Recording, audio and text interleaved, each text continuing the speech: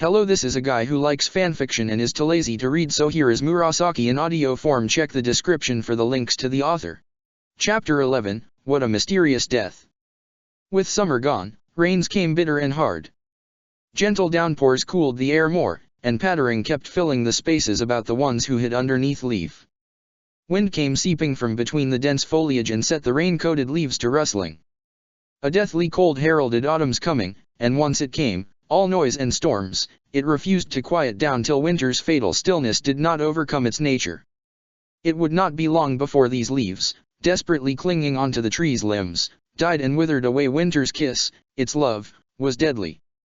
A solid trail made by the dexterous ninjas from Konoha lay forgotten and had worn away under the assaults of recent storms. Covered thickly with grime and moss, it was indistinguishable from the greens, yellows, and reds that remained in the mud about the ground. Only a week had passed since the start of storms, and, like a secret passageway in children's fairy tales, the path marking the village's outskirts was well covered in rotten leaves. The strange climate change, which began nigh 2 decades ago, had steadily increased autumn's duration, and no one knew why. Hinata looked to the north. Low storm clouds draped leaf sky in gray. Quick blue flashes danced amidst the darkening storm, and moments later, the whole place shook with its unwelcomed wrath. Hinata's hand started for her feet to wipe away the dirt covering her toenails. She stopped. Then she slumped back against the tree. 10 hours had gone by without a wink, and in a hopeless search. She did not understand why Sasuke had dragged her out here in the open, far away from home. She was still in training. Feeling the nerve-biting chill hit her senses hard, she wrapped her arms around herself and looked from between the wet hair flopping over her eyes. Sasuke stood in his jonin clothes a good 20 feet from her. For some reason, he did not look happy. He had been irritable all day. Presently, he stood over tree roots, with one foot resting on the thickest one, reaching out of the ground like a half-buried human arm.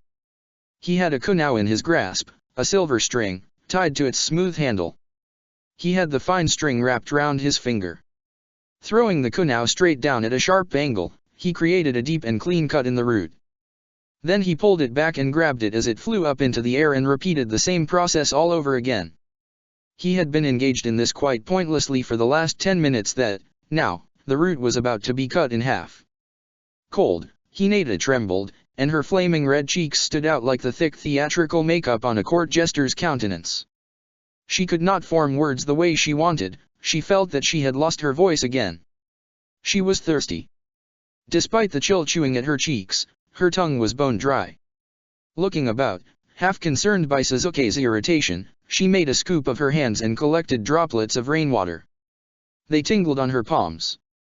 Raising her hands to her lips, she drank the rainwater at a draught. She had placed a little pitcher by her feet. A musical and metallic sound disturbed the air as rain droplets struck against its surface. It was half full. Thankfully, Sasuke had not said anything about the noises, which broke rain's gentle rhythm. Sasuke looked over his shoulder at her, his eyes arrogant, the character of his features slightly affected by irritation. She knew what she had to do. She raised her hands and pointed 2 fingers upwards, curling the rest of them into firm fists. Then she pressed her knuckles together in front of her face and turned on her Byakugan. Hinata felt the last of her chakra plummet to its limit. She looked around. And, for a few kilometers, as far as her eyes could allow her, she did not find anything strange. She turned off her Byakugan, breathing heavily, eyes downcast as she slumped over her knees. Now, she would no longer be able to use Byakugan without messing up her sight. She raised her head a little to catch a glimpse of his face. It was turned a little to the right, and, with frigid Sharingan eyes, he was looking out into the distance. Rain droplets stood on his cheeks and neck, and his whole face glistened under the weak sun. His lips were blood red from cold, and his tar-black hair plastered to the side of his face, drenched through at his forehead. Sasuke was distant. Again. His moods changed erratically. Sometimes, she felt that his passion, perhaps, was an aberration of her mind. Only 2 nights ago, he had made love to her. She remembered it almost vividly, a phantasmagoria of her dreams during dull nights. Hinata remembered the intense desire when he stood over her, his eyes catching sight of something beyond the window. She had turned her head then and looked to the black of night and faint outline of trees. Their branches shook outwards in the drafts. The sherry-non in his right eye turned on mechanically, in rhythm with the powerful pulses from something outside, something she could not see. He kept looking outside and listening to the flaps of a lone black bird as its wings beat the air ferociously, and then it was gone. It flew far away, beyond the distance his eyes could measure, and suddenly, his right eye lost that intensity. Sweat oozed out from the pores in his brow, but his face did not betray him completely. Quickly, he masked that little anxiety with passion, took off his jacket, looking down at her with nothing but lust hovering in and out of his eyes. Her eyes traced a familiar path across his white skin and the wonderful contours of his lean body. Blood rushed in torrents to her heart, and it betrayed her in ways that felt shameful to her spirit.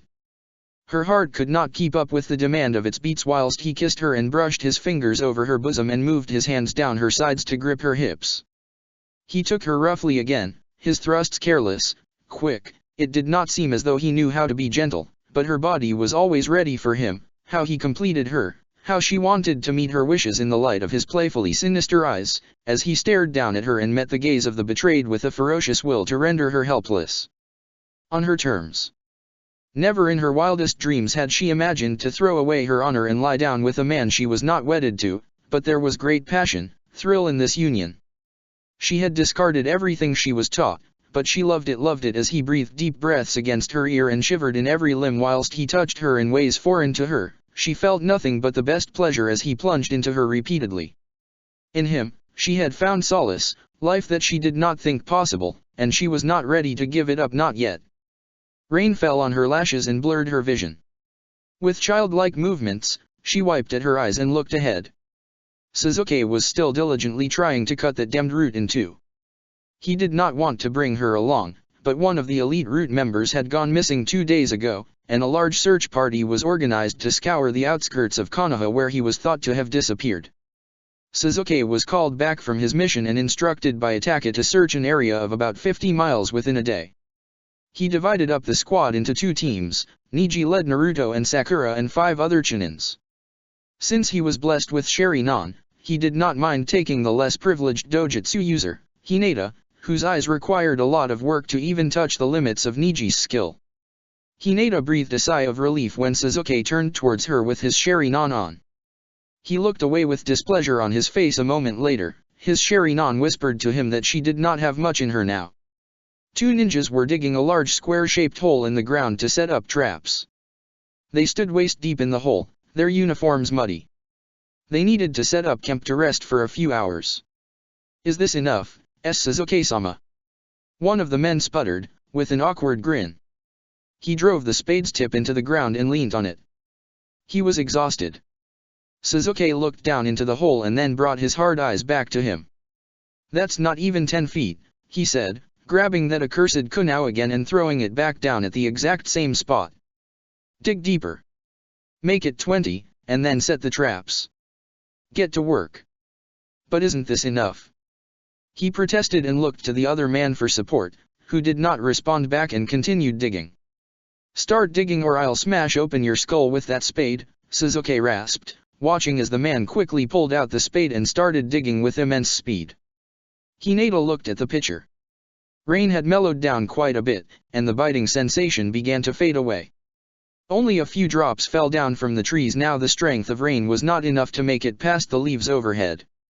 She grabbed the pitcher and tipped it. When the last drop went down her throat, she looked guiltily at Suzuki. He had not taken a drop of water since they left camp. She put it down and hoped that rain would come pouring down again. Her thoughts were suddenly broken into when you jumped down from the trees, with 2 other shinobis in tow. He had supplies with him. He handed a water bottle, made out of coarse leather, over to Suzuki and began, "Suzuki-sama, I've checked the area up south, but I didn't find anything. Perhaps we should wait for Niji." Suzuki rested his back against the tree and took a few sips of water. "Give her a soldier pill. I needed her eyes, but she's almost out after only 6 Byakugan uses. She needs more training," he said with an air of annoyance and handed the bottle over to you. His words went through her and hurt her pride. She dropped her eyes down to her sandals and the mushrooms dotting the tree's foot about her. Raindrops sat on their tops like glimpsing dews. The handsomest man, Suzuki, in the world was only lively in bed, his tongue was sharp, and he knew how to fiddle with everyone's kunows and wound their emotions. Today, he angered her. She looked up and took a sickly blue pill, which was quite big, too, from Yu's hand. In the going glow of light, his face was timid and kind. He gave her a loaf of bread and a water bottle.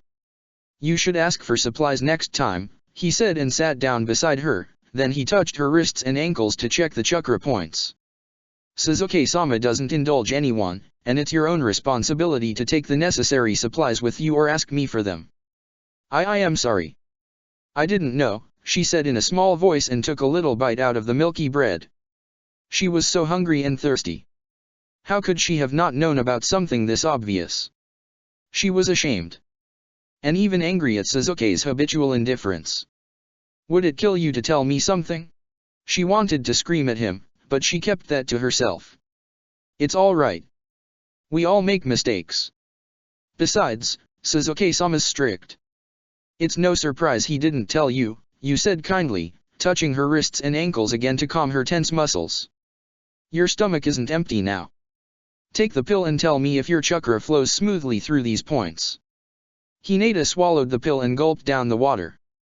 The pill was tasteless. She closed her eyes and felt it give her energy almost instantly and sensed her chakra flow without obstruction through her key points.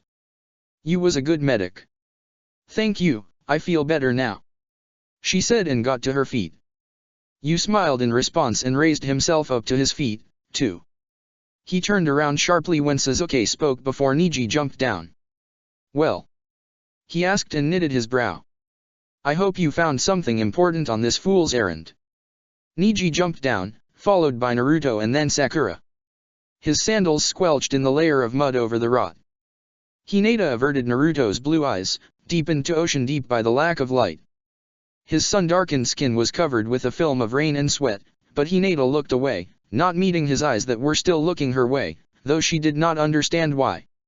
"I've found some bodies. They could be theirs," Niji said and turned off his Byakugan to save up chakra. His lips were parched and he looked tired. "I left 2 Naruto clones with the other shinobis, but..." "Let's go," Suzuki said and turned his head to Hinata, with the same expression as before. "You, come with me and don't turn off your Byakugan even for a second. The other 2 are waiting at a safe distance." At Suzuki's command, Hinata took quick but timid strides and stopped right next to Niji. She was terrified and did not want to follow Suzuki deep into the forest, not when everything painted a picture of bad omen, but it was not as though she had any choice in the matter. He was her squad captain, she had to obey. "Yes, but, Suzuki-sama, it might be a trap," Niji protested and stood before Suzuki to block his path. "So?" Suzuki asked, feigning ignorance. "Let's just kill the bastards and be on our merry way. Do I make myself clear?" Niji bowed down his head, defeated. Hinata did not like Suzuki's tone. "You two, stay here with you," Suzuki said to Naruto and Sakura. Sakura nodded in reply, unusually silent. "But I can help with Bunsen's," Naruto said and grabbed hold of Suzuki's arm. "You don't have to go alone, you know. You could get hurt. Hinata won't be of much use. She's still in training. That's why I'm asking you to stay behind. If things get hairy, I'll tell your clone and you can come as backup. I'm only taking Niji and Hinata with me. The rest of you, prepare the traps here just in case," he said and turned around before Naruto grabbed his arm again. "Here, let me tie this around your wrist," Naruto said in an excited voice, his eyes shining, and produced a weird charm out of his pocket. Suzuki gritted his teeth and slapped it away. "Hey! It's from my mother, you grouchy jerk." Naruto squatted and picked it up from the mud. "Superstitious fool," Suzuki grumbled and jumped up followed by Niji and Hinata. They left Naruto behind whilst he waved the charm in the air and begged Suzuki to, at least, take it inside his pocket for protection. It took them roughly 15 minutes to arrive at the spot where the other 2 ninjas were hiding. Naruto's clones grinned happily when they saw Suzuki. "Boss, they're rotting the air about 40 meters from here," one of them whispered and the other poked his head out of the thick bush and took a gander at the space between 2 trees where the bodies lay. This man would never learn, Suzuki thought, weary of Naruto's giddy behavior, albeit the situation demanded a bit of tact from the rowdy Uzumaki, but he let it slide, as always. Sasuke turned to his Sharingan. He saw nothing out of the ordinary. "Keep your Byakugans active. I'll go first and then Hinata can follow you too," he said, his voice measured, and curled his fingers around the hilt of the sword on his back. "Naruto, one of you stays here.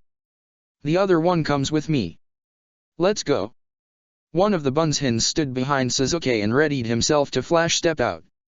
Using body flicker, Sasuke flashed out and stopped right next to the bodies, with Naruto about 20 meters behind. He immediately hid behind a tree and readied himself with 2 smoke bombs in his tight fists. Sasuke looked around and did not find any traps close to the bodies. He signaled Naruto, who gestured Neji and Hinata to make their way out of their hiding places. Neji turned on his Byakugan, but his sight nearly failed him. He had been using Byakugan for the entire day, without any respite from the arduous task. He understood now why Sasuke had decided to bring Hinata along. He flickered up the tree and scanned the area, but his eyes did not match his speed. He could not see very far, so he immediately took a soldier pill he had stashed away inside his pocket. The pill eased up the burden on his vision, but only just. His eyes were strained for the day. Now, it was up to Hinata's Byakugan to scan the area, but Hinata's heartbeats were the temple's bells in her breast, pressure mounting in her veins and shaking her body to a state of panic. This was too much for her. Why did Sasuke bring her along today of all the days? She felt a strange sense of resentment towards him. He was supposed to help her, even a little. He was not being fair. She jerked up her head when she felt Naruto's hand on her shoulder. "Don't worry. Sasuke's got his Sharingan on. You'll be alright," the clone assured her, with the warmest smile. Hinata looked at him, almost taken aback by the loving smile on his face. His words clouded her eyes with a coming deluge of tears, but she looked away before he could see her resolve go before him. Wiping her eyes on the sleeve, she stepped out of the bushes and started for the other tree that was about 20 meters from where Neji was. She only made it midway when Sasuke's ears wriggled and his eyes dilated with danger. Her foot sank into something, and it twisted her ankle painfully. A barrage of senbons flew at her. She could not even react, it happened so fast. She saw a bright sliver of something and a brighter spray of red. Trees whooshed past her eyes, a raging torrent of hues, and she squeezed her eyes shut from the agonizing pain in her ankle. She got thrown to the right and hit the ground hard. She opened her eyes and looked at Sasuke through a blurry vision. The ache in her body was replaced by the warmth of Naruto's engulfing arms. "Hinata, are you alright?" Naruto asked, worried, but she kept looking forward, hair flowing in the wind, a single tear clinging desperately to the tip of her nose. Sasuke stood upside down on an unbending tree branch now, a sardonic smile dancing about his lips. "Not very classy targeting a weak girl like that," Sasuke said with a smile in his voice and bent his legs a little to jump off the tree. He landed smoothly on the ground and watched with satisfaction as the man had yet to realize that he had been cut open at 8 different places. Sprays of blood shot out from the deep wounds, and he thudded to the ground dead. "Sasuke-sama." Neji rushed to Sasuke and then looked at Hinata for a fleeting moment. "Are you alright?" "Hinata." Hinata's breaths were loud, her eyes vacant. Fear had her in its tightest grip. She had never come this close to death before. Her heart was racing with mad abandon, unable to find that right rhythm. She stepped on a trap. "I told her to keep her Byakugan on," Sasuke said, without looking at her, his eyes locked on the dwarfish shrubs few meters away. "Sasuke-sama, we have to," Neji began and focused his vision on the purple skin on her ankle. It was bruised and stretched taut. "It's over. Come out, or I'll kill you where you're hiding." "I don't like playing hide and seek," Sasuke cut him off, holding his gaze. A sharp and bright electrical current went up and stabbed through the tree branch overhead. Not a moment later, a dribble of blood plopped on Neji's cheek. It was as if colors washed over the man and he materialized. His eyes popped out of his sockets as Sasuke's Chidori blade's tip had run clean through his left lung. The pinned man made a hand seal and started something, accompanied by a loud sizzling sound. "He's still conscious." Neji yelled and held out his palm to use air palm, but, before he could try anything, several sword-like Raiden blades speared out from the spy's body like a bright star. His torso exploded in a rosy shower. He died violently, and, as soon as Suzuki stopped the right flow to his arm, he fell down onto the grassy ground. He isn't now, Suzuki said and clenched and unclenched his fizzing hand. Then he looked back at Naruto. Her ankle is broken. Take her to the infirmary. She's done for the day. Then he walked to the bodies lying under a tattered cloth, not looking behind towards Hinata who was still clutched by mortal fear. Now, will you look at that? Suzuki said, chuckling, as he lifted up the clean corner of the blood-soaked cloth and revealed clumps of blonde hair matted in mud and blood. The man's face was frozen in mid-scream and intense agony. Is that? Fu. Niji said, with an incredulous expression. This isn't good. Root never told us that one of Danzo's guards had gone missing. They'll have a field day with this. They won't have a field day with anything. Write down a couple of consolatory lines and slap it in their faces. This was never our problem, they dragged us into this. Let the Yamanaka handle their own troubles, Suzuki said distastefully and stood up. Niji nodded in reply. Suzuki was right, it was not their problem. He looked back at Naruto as he carried Hinata away from the area. Her face was still deathly pale. He did not know how to feel about this, but, perhaps, Suzuki had made the right call. If she wanted to stay on the squad, she would have to face this sooner or later, better now than never. When night hit at Leaf, wind became rough. Old wooden windows rattled, and the red lantern's flame flickered. It was dark inside Ataka's office, and the noise outside nearly drowned out his calm voice. Suzuki sat across the table from his brother on the tatami mat. Fire blazed in the hearth and warmed the office. Is this all of it? Itaki asked and ran his eyes down the medical report compiled by Sakura. You should not have killed all of them, though it is past the point now. Yes, that's all of it. Suzuki paused, ignoring the rest of his brother's remark, and pursed his lips, but I'm sure you could have done a better job. A ghostly smile crossed Itaka's lips. She is a lot more talented than you give her credit for. You do not seem to enjoy her company, that is all, he spoke gently, getting a little amused by the formation of a frown on Suzuki's face. So the neck was almost completely severed? This was done very cleanly. Whoever did this is an exceptional swordsman. Suzuki did not say anything. He looked at his brother as he placed the scroll next to the weakly glowing lantern and locked his eyes with his. Red rose from the deep inside his black eyes and spread as a vivid stain there a wound. Then they took on the carefully crafted shuriken patterns of Manjikyo Shari-nan. Not desiring to meet his brother's eyes, Suzuki looked down, bowing respectfully. Nii-sama, can I take my leave? He asked, with childlike innocence, not looking up. Itaka took in a deep breath and spoke, look at me, Suzuki. In spite of not wanting to, Suzuki raised his eyes slowly and they came alive like a pulsing heart, redder than the reddest heart. Colors disappeared in the world they knew, and he found himself in a monochromatic realm, sitting on his brother's lap. In the form of a little child. The child buried his face into Itaka's breast, closing his eyes, feeling the slow and loud thumps of Itaka's heart vibrate through his fingers and limbs. He could hear it, he could actually hear the beats of his brother's young heart. This illusion felt so real, strange. Itaki had turned into a 12-year-old boy. He smiled and touched Suzuki's round cheek tenderly. Suzuki, Itaka said in the mellowest voice of a boy and held Suzuki's tiny hand in his, did you kill Fu? Itaka's expression changed and an innocent kind of curiosity enveloped his young face, his eyes a little wide as he looked at the small and anxious face of his younger brother. The world, in which they existed now, shook like something alive and restless, and black rain descended down in waves. Mist roiled everywhere as Itaka's tender-voiced words seemed to echo endlessly. Suzuki, still in the form of a 4-year-old child, kept looking down at the broken toy by Itaka's feet.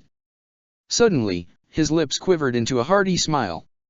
Chapter 12, Cornered in the Dark. It was night and the mission was done.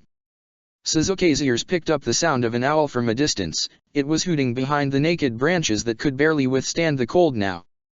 Large yellow eyes stared at him for only a moment before the owl flew off south. Wind whistled through the gaps, disturbing the frost that lay on the branches. Dissonant sounds from night crickets rose up into the air from the dwarfish myrtles. Some flowers still adorned their branches despite the biting nature of autumn that came upon them each year. With enriched vengeance. Suzuki walked for a few more minutes, nearly hidden under the thick of mist, when a little village slowly loomed into view, fires waxed and waned in the distance. He was wearing a hood, his face hidden perfectly. He was there on a personal errand, beyond Leaf's shadow and his duty as a shinobi. Two large fires were burning at the gate. It was not a gate, more like an entrance created with two large logs put into the damp ground. These people were gypsies, or that was what people in the powerful hidden, shadow, villages called them, a fancy term for what they thought to be misfits. They set up shop wherever they felt safe and sent off birds to their customers. It was a place for prostitution and gambling. A scraggy-looking man with a bushy mustache stretched his arm to stop him. He was holding a large rusty sickle in his hand. Suzuki's eyes caught sight of a black glob clinging to its jagged tip. It was poisoned with night flower, the flower that produced the deadliest poison in the entire realm, no, second deadliest.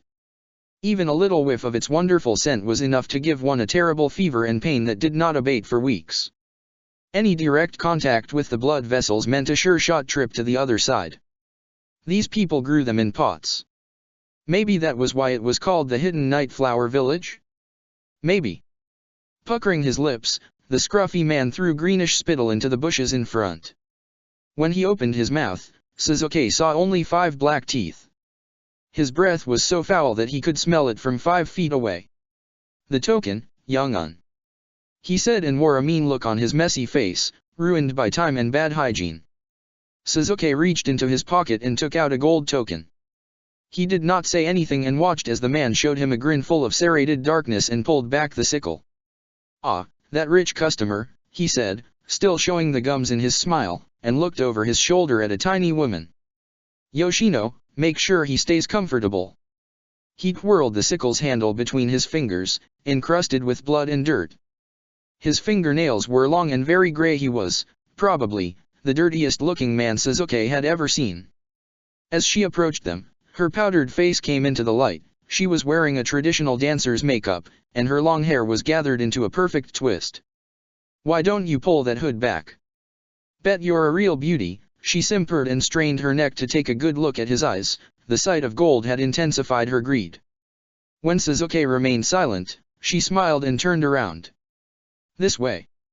Suzuki followed her and walked past the flames that stood tall as monsters on the oils.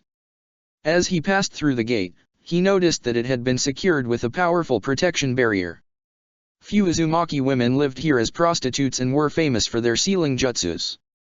The barrier probably paralyzed anyone who tried to enter the village without the token. Suzuki gave a sideways glance to the tents scattered about the large area. They were made from cloths so thick that only a little light escaped the tiny holes and frayed edges. Yoshino stopped by a large ridge tent and gestured Suzuki to proceed inside. He did not give her another glance and lifted the heavy cloth to go in. The inside was spacious, luxuriously decorated with fine mats and furniture. He gazed back, eyes looking beyond the tent's fabric to see that Yoshino was gone. A red-haired woman sat by a low table with an expensive mahogany veneer. Her cheeks were roses, and she kept staring at him with a slack mouth. Finally, after a moment, she gasped and smiled lovingly. "Suzuki!" she exclaimed and scrambled to her feet to clasp her arms about his waist. "I haven't seen you in weeks. I missed you. You know I can't come here on your whims, Karen," he said, with a little irritation in his voice, and pulled back his hood. Karen strained her neck and tiptoed to give him a peck on the lips. Suzuki's expression did not change. "You used to love fucking me," she teased, and wore a gloomy expression on her countenance.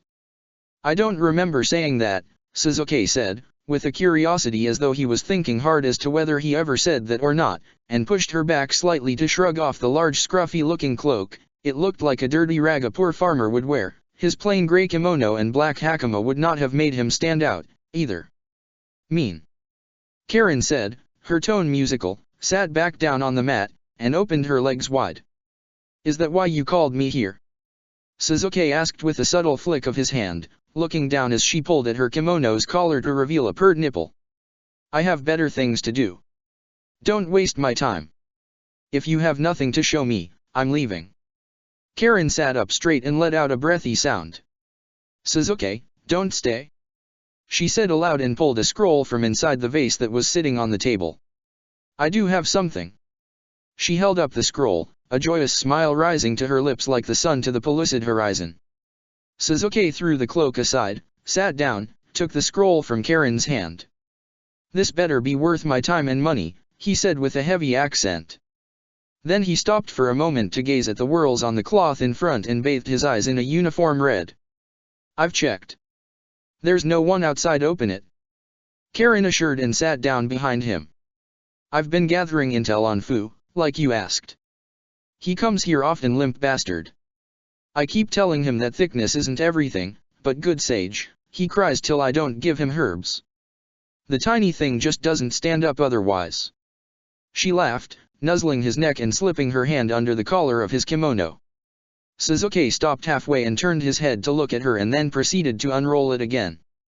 "I hope you've gathered more than your discovery that he's almost a eunuch," he said in an offhand manner and ran his eyes down the scroll. Karen broke into a loud laugh and propped herself on her knees. "Oh, Suzuki, you can be so cheeky." She broke off and ran her fingers through his wind-blown hair. "I did everything you told me." "I didn't tell you to sleep with him," Suzuki said and read the part that made his lips go dry. "I didn't have to, but I did it for you." She gasped out the last word and planted kisses along his neck and clung as tightly as a child to him. "Aren't you proud of me?" "He doesn't know anything," he said in a low voice, face warping suddenly, eyes filling with a delightful malice that seemed to make his lips quiver with excitement.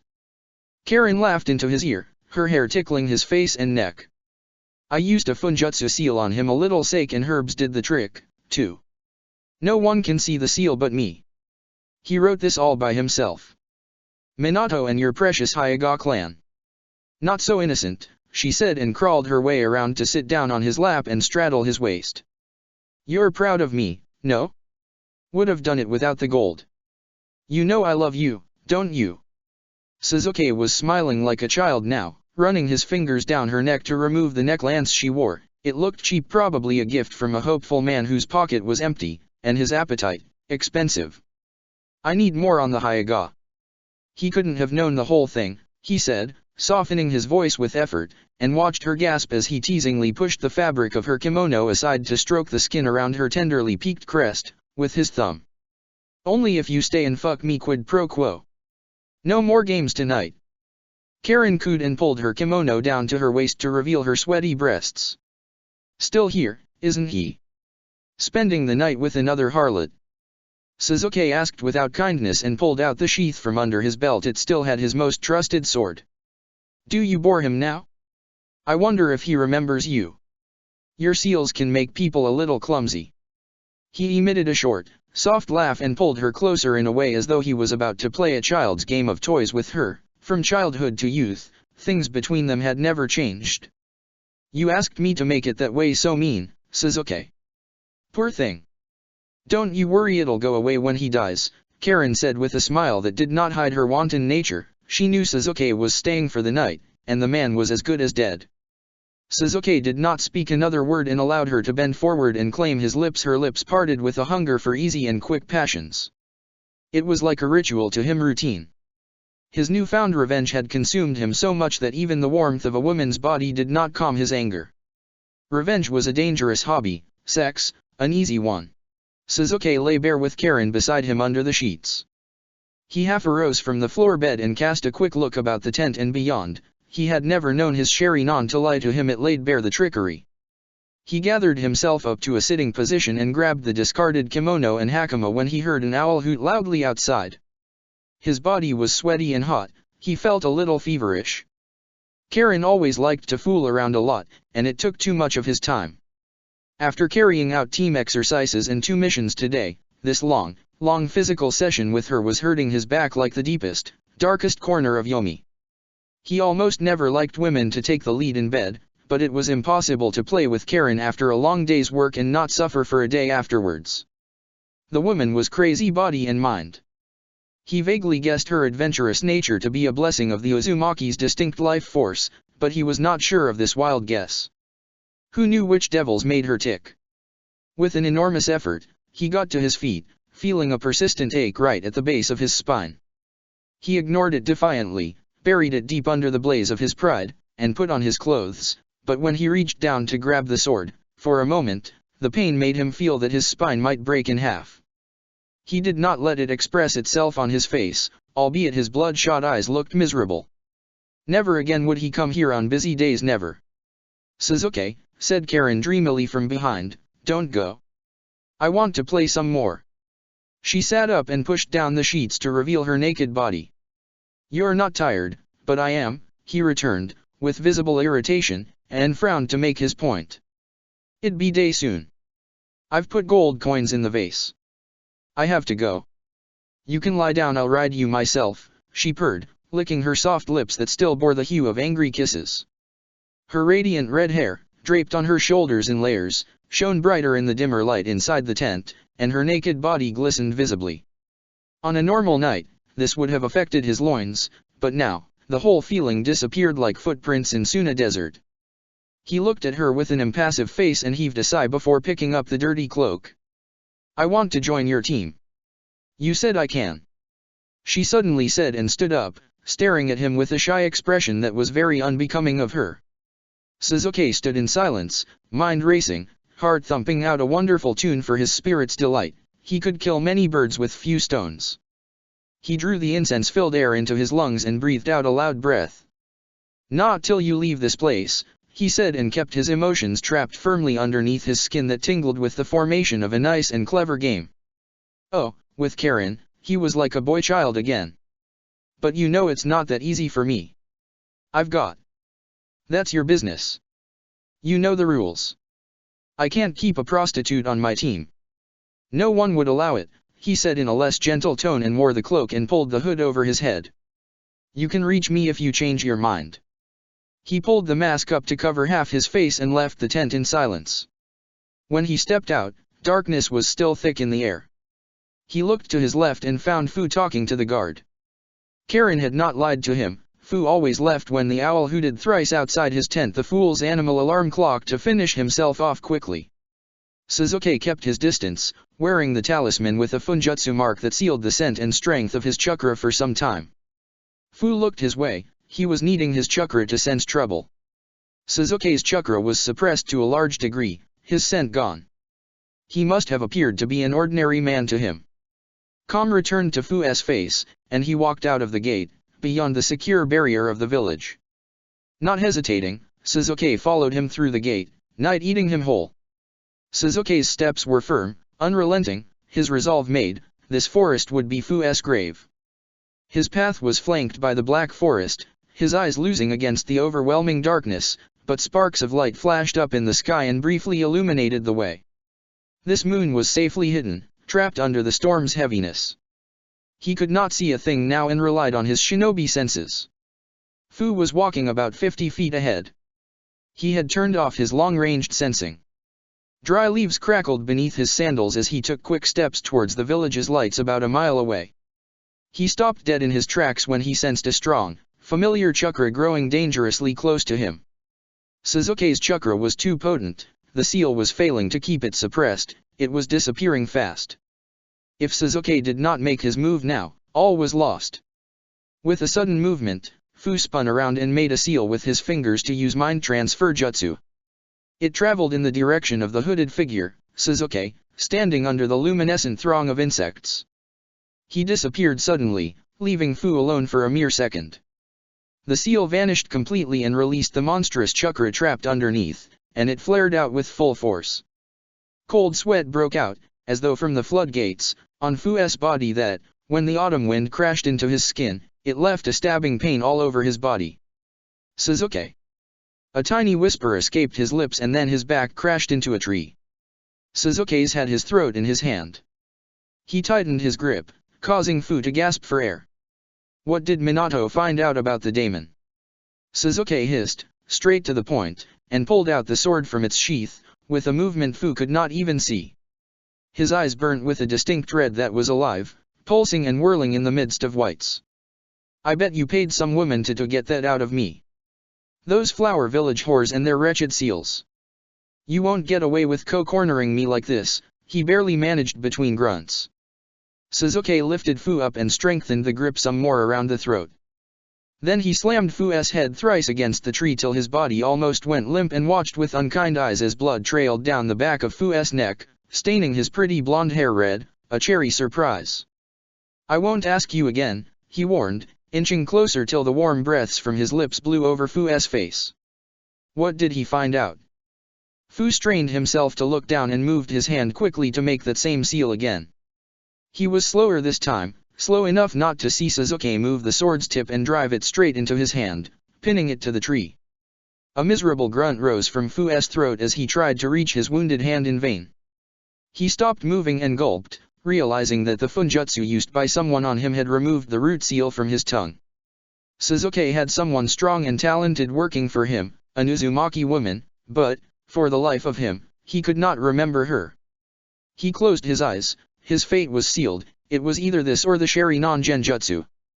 That some Uchiha's eyes were involved in the essence cell leaking out, he said from between his clenched teeth and stared down into the wicked red looking at him from under the hood. Bullshit, don't fuck with me. Sasuke spat at him, his fingers trembling with rage. It's the truth, Fu gasped out and stopped to catch his breath. Danzo gave Minato the evidence. He didn't question it, and not once. I don't know anything else. The one Mangekyo Sharingan he took from somewhere. Why he did it? I don't know. Please, I'm just a servant. He took a Mangekyo Sharingan. Sasuke said incredulously as if talking to himself. I don't understand. Who did he take it from? His grip slackened and his mind struggled to make sense of it all. I don't know. I swear it. Fu sputtered and moved his free hand up to try and loosen Sasuke's death grip again. Stop lying. You know I can get it out of you easily. You have no dignity. Sasuke asked and gazed at him with an expression of disgust upon his countenance, mingled with something of a smile. Fu laughed in reply and coughed afterwards to pull in bits and pieces of air. You Uchiha's proud, he grunted, gulped in the sweetest rain-teased air, exhaled loudly. Your clan's dying follow the Senju to the graves. It's only a matter of time when clans like ours earn the right to rule. You can't even get rid of the dog you keep dragging along whose ropes are pulled by Minato. He'd get you killed if you survive this night. He said with an improper ire living in his eyes as he turned his gaze around to peer into the darkness. Who are you looking for? Sasuke asked and pulled down the mask and hood to reveal his blood-stained face. Your friends are dead. Fu's eyes frantically searched around, and when lightning cracked open the sky's blackest shell, they found two of his guards dead by a tree about 50 feet away. Now, his heart was in a sudden grip of delicious fear, jumping against his ribs as if to free itself. You think I'm a fool? Sasuke mocked and curled his lips to show him a sneer in the intermittent flashes. You're exactly where you belong, feeding off the scraps of my clan, you fucking maggot. I'll make sure Yamanaka shame themselves in public and die out. Unwelcomed and unwanted on the boundaries of Leaf, just like they did with my people, my father, my mother. And he was shaking, anger unbound, like breasts cut open his beating eyes. No wait. Fu protested, but Sasuke's reds had already captured his senses and revealed to him the man's most vile secrets. His memories could not run far enough, they could not hide from his clairvoyant eyes. He stood in a black and white world, shamed and humiliated before Sasuke. I don't need you. Don't worry, Danzo won't miss you forever, Sasuke said in a resonating voice, and there was nothing but childlike glimpses of a nurturing death to be seen in his face. Fu's eyes rolled back into his head, his scream unable to make it past his throat as Sasuke clove his neck clean through with a single stroke of his blade. Blood exploded out from his neck and splashed the side of Sasuke's face. Fu thudded to the ground, his whole body convulsing with the last currents of life skittering in him, unaware. After a couple of moments, he went still as a dead fish gone. Blood, fresh like spring, bubbled out of his cut-open neck and went about him without let. The seals Sasuke had placed on his guards would wipe their memories clean. He bent down and slapped one on Fu's forehead, too. It disappeared and rid his mind of any memories of Sasuke and his chakra. Sasuke just stood there, holding his sword, face without emotion and fingers curled loosely around the hilt. Anger turned to spring and rolled down the blade's edge, which let nothing cling to its smooth surface. The next moment, rain came down hard. He leaned his head back and closed his eyes to relish the feel of rainwater that cleansed his body of this necessary sin. Blessed was his journey, blessed, the little kami. He stood there for several minutes in silence, feeling the rain lash his face and drench his clothes. Fu's blood had washed away from his face and old clothes, lost in the ground. He would be forgotten in a few days, replaced by another Yamanaka dog for Danzo, but it did not matter to him. Danzo's grave was dug. And he would be the last one to stand over his corpse and be overjoyed. Oto-sama, won't you smile? He thought, smiled to himself and walked away and left his venial sin behind. Suzuki, Itaki asked tenderly and stroked Suzuki's messy hair, did you kill Fu? Suzuki twiddled his thumbs as if he was upset and then lifted his head to look up at his brother's face that was kind once it was cast in the image of a boy's face. His big innocent eyes, filled with an honest anger, pulled at boy Itaki's heart. What if I did? He said in a small voice, and his cheeks grew red with a child's fury. Why did you do it? You know it's not right, Itaki said and produced a crane origami from his pocket, his tall menacing body flickering towards Suzuki's in the real world. Suzuki took it from his hand and placed it in his lap. I don't like him. He got our clan killed. He deserved to die. He said aloud in rhythm with his quivering lips in the real world that were muted by a cold wash of illusions. In here, he was a child, out there, he was one, too. Itaki intensified the genjutsu to pacify Suzuki's fear and anger when he forcefully tried to jump out of his illusion. A little gasp escaped Suzuki's lips that were dry as dust now. The weight of Itaki's tricks was taking its toll on his mind so much so that blood rose in his clear eyes. Nii-san, let me out. Suzuki pleaded, panic scurrying across his small face that possessed the innocence of an unknowing child. He clung to Itaki and looked about with a heart that was fearful whilst darkness spread outward to approach him with soundless steps, waiting to swallow them both down to the last bone. In defiance, his real body tried to drag the slumbering eternal Mangekyo Sharin onto his eyes, unwilling to come over. They made him bleed, profusely. Friends turned foes in desperate times. Suzuki, calm your heart. I will not hurt you, Itaki assured with the eloquence of a man from a boy's mouth and quickly created crows from the darkness that flew everywhere. I want to know. There has to be more to this. Tell me. Why did you do this? And then he came closer and the vision became unbearable for Suzuki's mind and body.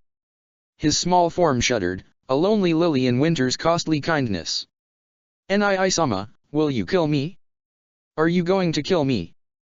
Suzuki asked, voice shaky, his clear tears changing in the illusion, his round-cheeked face soaked red with blood like a delicate, porous cloth. He was ghastly. Suzuki was not backing down and it was hurting him. Itaki stopped the illusion and sighed at the sight of bloody tears going down Suzuki's cheeks. Suzuki's eyes trembled, and a moment later, darkness fell over them. He slumped down to his knees, exhausted, head bowed low before Itaki, as he sat shivering in his shadow. He looked up when he felt Itaki's hand on his head. You are stubborn, Itaki spoke as if he was whispering. Look what you have done now. Gone off and made a little mess for your brother. Tell me this time, will you? He stroked Suzuki's hair very slowly, gazing down at him. There was a soft, fleeting look in Itaki's unforgiving Sharingan, fleeting, but it was there. Suzuki did not say anything. Lowering his head again, he pulled in a shaky breath. The room felt wicked, sinister. His eyes roamed about, frantic in search of something, as though he was waiting for the crows to cross the barrier of his vision and come flying out of the darkness in the room to peck him to death. Clean your face, Itaki spoke in the manner of a command and left the room with slow steps. Suzuki shuddered, his spine tingling. The shadow was gone. To Hinata, night was a mistress, cruel but playful. She lay alone in her bed. Suzuki had treated her indifferently today. He did not even say a customary farewell. Naruto was not home, even Niji had to write reports. She felt so unhappy tonight. The window in the sitting room slammed repeatedly against the wall in the wind, but she did not close it. She was tired. Her ankle was better, but why was Suzuki that distant? It saddened her, and, without much of a reason, tears pricked her eyes. She wept silently, looking up at the ceiling covered in the grays of crooked trees, crafted by moon. Her gaze wandered the room aimlessly. She lay there for hours, finally exhausting herself to sleep. She did not even have an hour of peace when a warm breath on her face roused her out of sleep. She jerked her head up, frightened at the sight of Naruto staring down at her with a glow in his eyes. She could not see his face clearly, but his eyes, they were scaring the life out of her. "And Naruto-kun?" she asked with hesitation and pulled the sheets up to cover her bosom. Naruto lowered his head and sniffed at her face and bosom. Then, quite violently, he pulled the sheets off her and took a long and thoughtful whiff of a scent that lingerated on her. Hinata tried to move back, but, suddenly, Naruto grabbed hold of her wrist. He leaned his head forward and stretched out his neck. His hard face came into view, shining bright in the moonlight, marred by a primal hunger she had never seen before. "What's this smell on you?" he asked in a peculiar tone of voice that made a chill run up her spine. She was alone, and Naruto did not look happy. Chapter 13, Predator and Prey. Hunger rode across his blues and took them under reds. Unreal. Ominous. Hinata's heart and body felt enervated by the aura his virile body generated. Amidst the even blacks in the room, his eyes were of the deepest anger, as if set ablaze inside a furnace. She was almost fascinated by the color's vigor. His face played hide and seek, disappearing and reappearing with the traveling whites up in the sky. Rain was heralding something different this time, but she did not care. Her eyes tried to trace the contours of his features, hidden under the color oozing out from his pores like an odious surprise. He was a blood-chilling sight. Her wrist was still in his grasp. She twisted it a little, but, despite the wetness of his palm, she still could not break free. Breath swelled in her throat to the point of hurting and sweat drops stood quivering on her face. Wind, loading her face with chilly caresses, made her feel pain. In silence, she watched as Naruto sat without speaking and without moving, eyes fixed on her, her face drenched in night terror. What was happening to him? She wanted to call out to Sasuke, scream out to him, whisper his name in the hope that he would hear her voice, but it was a silly thought, and a part of her sneered at her foolishness. She wanted to be brave, but her eyes, her silly eyes, began to give in to the helplessness she always felt. They pricked and burnt, and before she could stop them from revealing her weakness, tears began to trace the lines of her miserable face, with greater finesse. Then a powerful sob shook her whole body, but she clamped her lips shut. She did not want him to know that she was afraid of him and his new ugly side.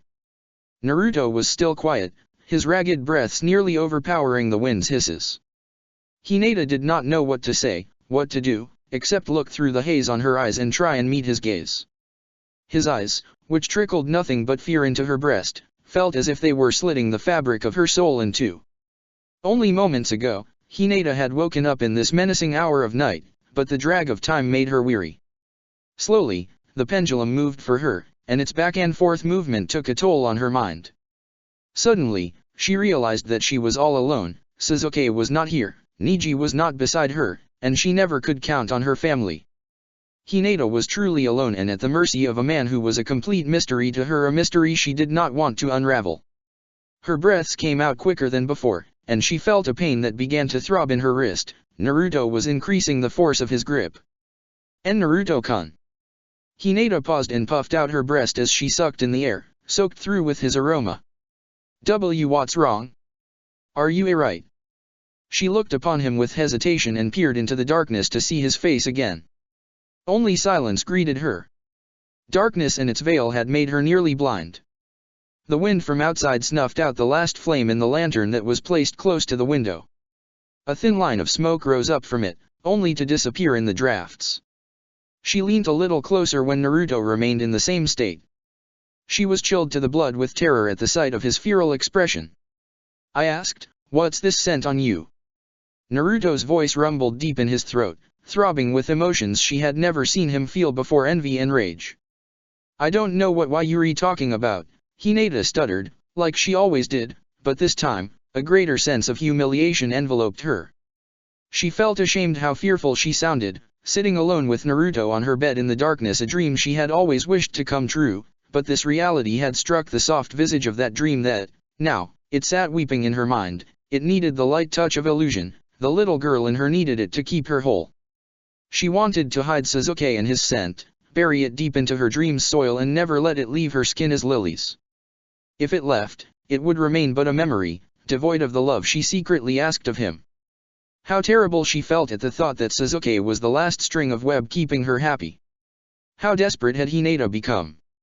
She would not let Naruto win, not this time. She would not let him snatch away the last bit of joy from her. So she remained silent like a little child, fearful but stubborn in the way it held its ground. Moments passed by again, and she felt Naruto inch closer to take a whiff of the scent she released again. "There's something on you. Why won't you tell me?" he asked, his voice shaking and becoming louder and louder, a machine running without oil. "Naruto-kun, I don't." Hinata's words got lost behind the scream that forced its way out of her throat. Naruto had twisted her hand around, and the liquid-like aura, expelling from his body without hindrance, was corrosive on her skin. She heard her own flesh sizzle the way a juicy piece of meat did on hot coals. A foul stench of her roasting flesh crept into her nostrils and another hoarse cry rent the excitable air. "Why are you screaming?" Naruto asked in a voice that had a strong note of amusement. "I can smell something, and you're still lying. Hinata, you're such a liar. You liar." Naruto inched closer still, and the film of darkness between them dispersed. Fire sat upon his skin, glowing, spreading beyond the shadow and stopping just inches from his body's outline. The aura was alive. Evil. He was evil. Hinata bit her lower lip, drawing blood, her vision blurring as she looked on in terror at his face. The skin above Naruto's upper lip twitched with pleasure. He drew his lips back, gave a crazed cackle, and dug his nails into the tissues that were burning away under his touch. Hinata threw her head back, she hit it against the wall and that stopped most of the sound inside her throat and turned her scream into a gurgle. "Liar, liar, liar," he broke off to let out another grating laugh, "liar, liar, liar. Hinata is a liar. Hinata is a liar." She whimpered and struggled as her hand slowly turned to coal in his death grip. "And Naruto," she choked out and thrashed about to get away from him, her face, tear-decorated, and misery-pecked. Naruto, still wearing a hard smile, leaned his head down. His alcohol-soaked breath was an acidic fog on her face. He had been drinking again, but the foul odor of his breaths and whatever tale lay behind them did not cross her mind. She wanted to get away and run into the forest. This man was going to kill her. Wind slackened to a dull whistling that came in through the window. The room was dressed in his colors. Had it been any other night, Hinata would have found it lovely and soothing. Now, it looked dreadful to her. Her ordeal was not over. The life-sapping pain was not abating, and Naruto had become this monster in the dark who was taking perverse joy in tormenting her. "Tell me, Hinata." Naruto hissed, twisted her arm around, rolled her onto her stomach. A loud crack resonated in the room. Hinata pushed her face into the bed and screamed into the sheets. The scream came out as burbling gulps. Her spittle clove to her cheek, and the mucus that crawled down her nose slipped between her lips. She looked beyond the tears at the fresh red slipping over her arm. Naruto had completely snapped her wrist, yet it did not stop him from twisting her arm even more. The skin over the burnt tissues peeled off like old scroll paper, floating down on the heavily stained bed in a ghastly manner. The pain, it was unlike she had ever experienced before. It burned like hellfire through her tiny body. He had torn her skin and shattered her wrist, but her screams continued on instinct. It was not as if anyone would hear her screams that must have stopped dead in the vastness of moors and forest. They died against the windy wails. There was no peace for her, and the thought hit her hard.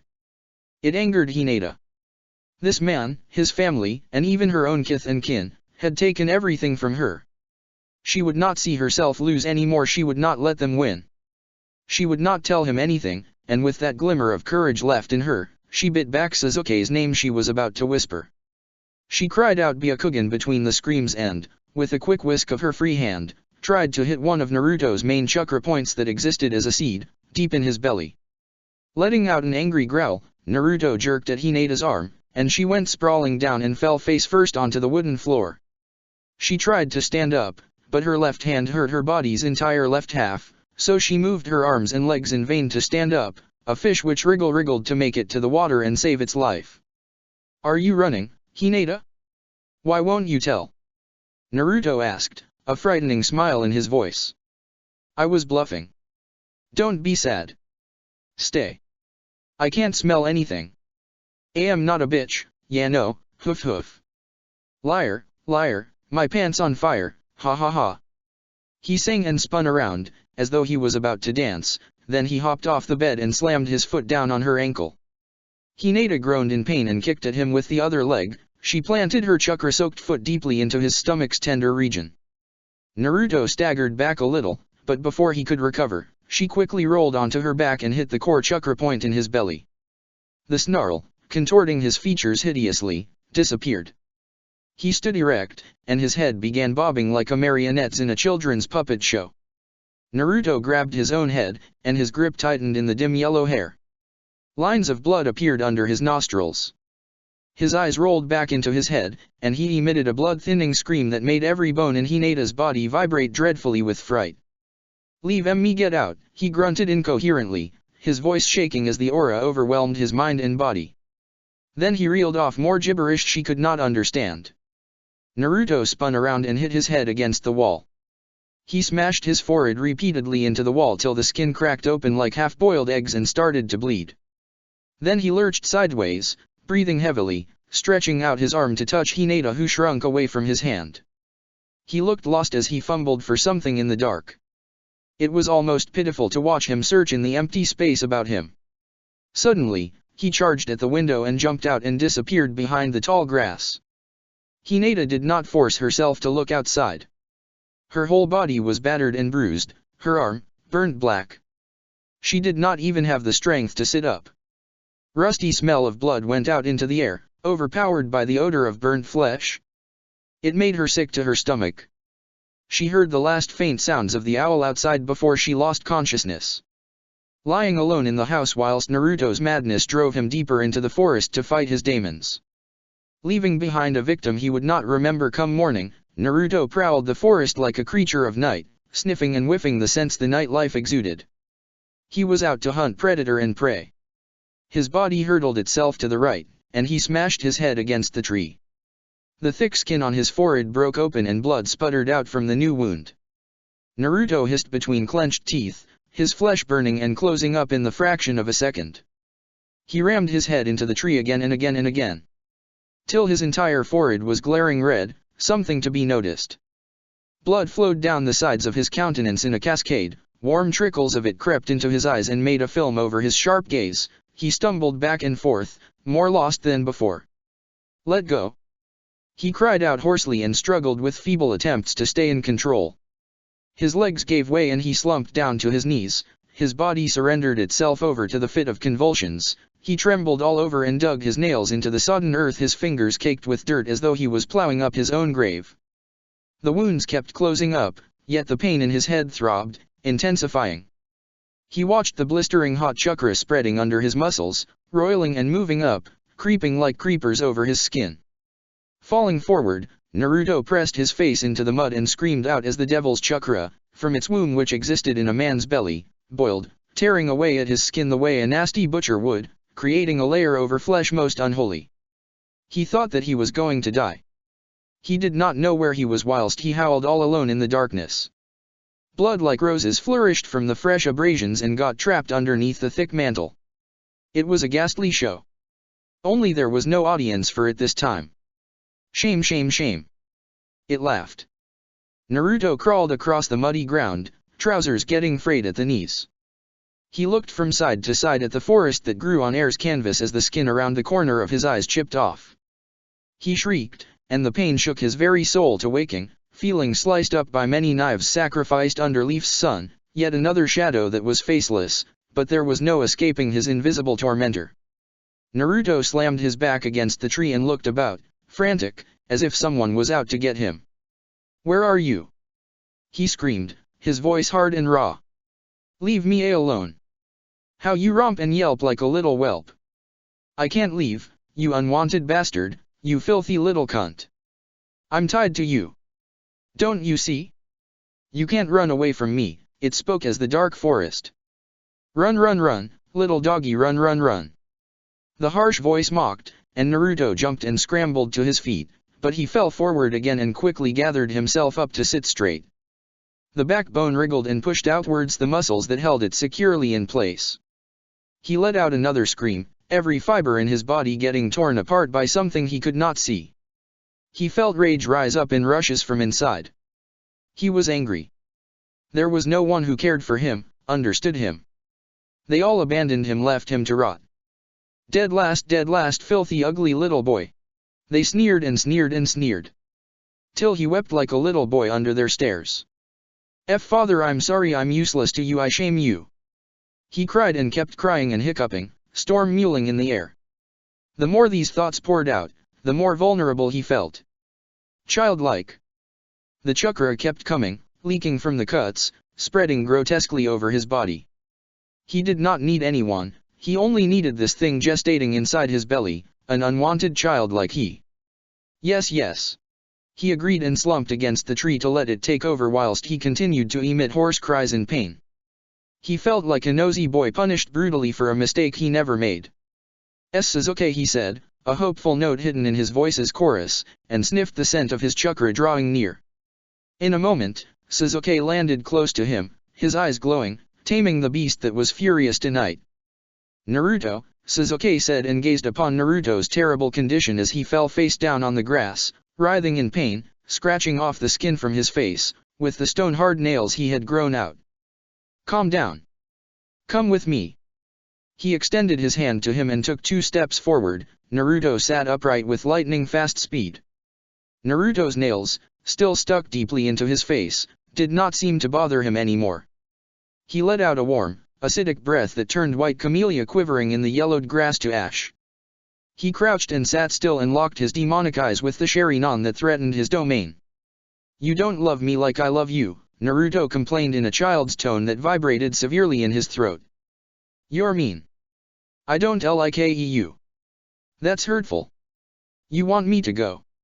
Suzuki asked and shoved his hands into his pockets in a manner as though he was the adult in this arrangement. No, stay. Naruto returned, teeth flashing in his smile like knives carving through flesh. I miss you. Come sit with me and play. You don't play with me anymore. I won't bite, honest. He touched his breast, almost sincere, and now, he was showing Suzuki a very big and very sharp smile, a mockery of the one he typically wore. He stood close to Naruto and looked down at him as he maintained that hideous smile whilst he crafted a little sagged house from the mud. He watched the skin around Naruto's lips crack in an ugly manner that left nothing but exposed flesh behind. He was miserable and lost. Suzuki pitied him. He was his friend, and even though he hated to admit it, but somewhere in that little corner of his mind, he cared about him. Suzuki, help me, Naruto's voice wobbled in panic, and he wept over the little mound he had made with his hands. Something's after me. It's out to get me, it wants to kill me. He shrunk away from Suzuki and hid his face in his hands as he wept. The tears humiliated him. He peered at Suzuki from between his reddened fingers and felt something recede back into the maw of insanity that existed like a forgotten trial in him, a road less traveled. The red in Suzuki's eyes disciplined it, threw it back that, when Naruto's flesh healed, he felt relieved as if the burdens of his spirit were lightened forever. Freed of the sensations, Naruto stood up and took 1 step before he lost his energy. Suzuki quickly grabbed him when he fell forward and hugged him to keep him from falling. Suzuki. He whispered into Suzuki's ear. They left me behind, all of them. I don't have anyone but you. They left me to rot. And he lost consciousness, breathing softly like an exhausted child against Suzuki's throat. Suzuki stood quietly for a few passing moments, holding Naruto and looking up. He reached down and hooked his arm under Naruto's knees and picked him up. He looked down with remorse on his face. Naruto had healed all his injuries, but his torment was not over. If this continued, he would let loose the tempest of his angers. And perish. He would not let that happen. He did not know why this was happening, but someone was using Naruto to stir up trouble. He would find out. It had happened before, and that time, he lost many of his own, but back then, he was a child, unaware of the mounds that lay buried under leaves. He was older and wiser now, perhaps wise beyond his years. Suzuki turned his eyes and gazed at the crow sitting behind the branches of an old tree. It caught and grated its coarse beak against the bark. Sasuke leaned his head down and smiled behind Night's soft cover. "Nothing misses you, huh?" he whispered and jumped up. Hinata woke up when the sun burnt on her cheeks. She opened her eyes. Sasuke's face greeted her. He looked very beautiful, his white skin touched tenderly by sun. A smile ghosted over his lips as he cupped his chin, looking at Hinata with mischievous eyes that always made him look so desirable. "Had a little kitchen accident?" he asked and pressed his index finger playfully on the tip of her nose. "I'm glad I found you. You could have bled to death." Memories of last night came rushing back. It felt unreal. Did Naruto do that to her? She did not know what kind of man she shared a bed with on the nights he did bother to sleep beside her. She did not have the courage to tell Sasuke. He would never believe her. What would she tell him? That Naruto was taken over by a daemon.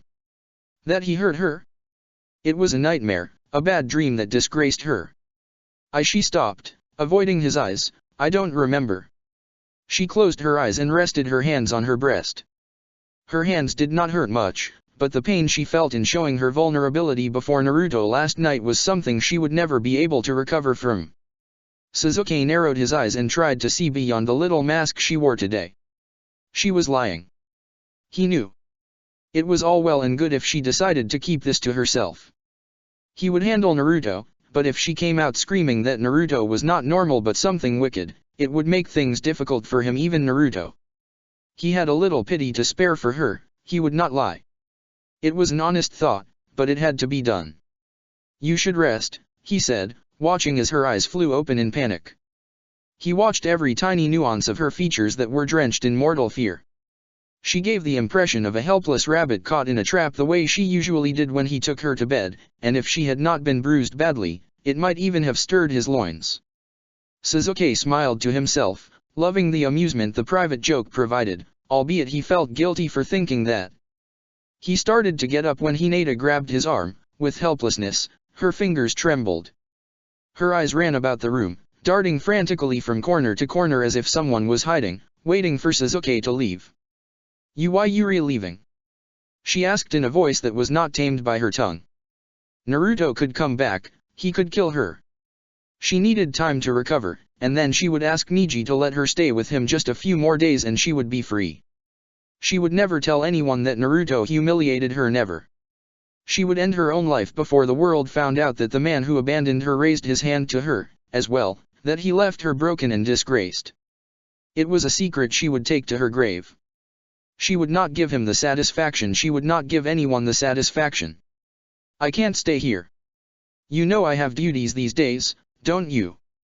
he said, almost lovingly, and smoothed the hair from her damp cheeks. She was hot and tired. "I'll leave you here. If you need anything, you can call for me." But Hinata protested weakly and bit back the truth about Naruto. Her body yearned for a sanctuary where it could just hide and heal for a few more days. She had the courage to accept this weakness today. Live and fight another day, that was what she thought, and that was what she would do today. Sasuke's eyes coolly appraised her face. He had her hand in his. It would be better if she did not stay here. If someone came running from Umbu to ask for her, they would know, Root would know, and he did not want them to find out that he knew someone was messing with Naruto's sanity. "You don't want to stay here?" he asked in a tone as if he was talking to a wee girl. Hinata shook her head a little, breathing loudly. Her fever was spiking. Sasuke placed his hand on her forehead. She was burning and not from lust this time. He looked at the door and called you in. Within a moment, you came running into the room. He bowed and nervously looked at Sasuke. "Call a few men from the house and take her to the guest room," Sasuke ordered and stood up. "But, Sasuke-sama, she's Naruto's wife. You can't." "That's not your Hichak," he said, a bit irritated, his eyes glowing as he held Hinata's hand in his. You flinched at his less than gentle tone. "Please, forgive me, but Itachi-sama hasn't left for his mission yet," he said, his voice tiny like a frightened boy's, and lowered his eyes. "And Sama's still home?" he asked and clenched his jaws. Yes, his mission was delayed. He would leave late at night, he explained. Suzuki heaved a sigh, and his eyes turned back to normal. Take her to the Uchiha infirmary for now and shift her to one of the guest rooms later. Make sure no one knows she was here. If anyone asks, tell him I sent her out on a mission with one of my men, he said in a measured voice.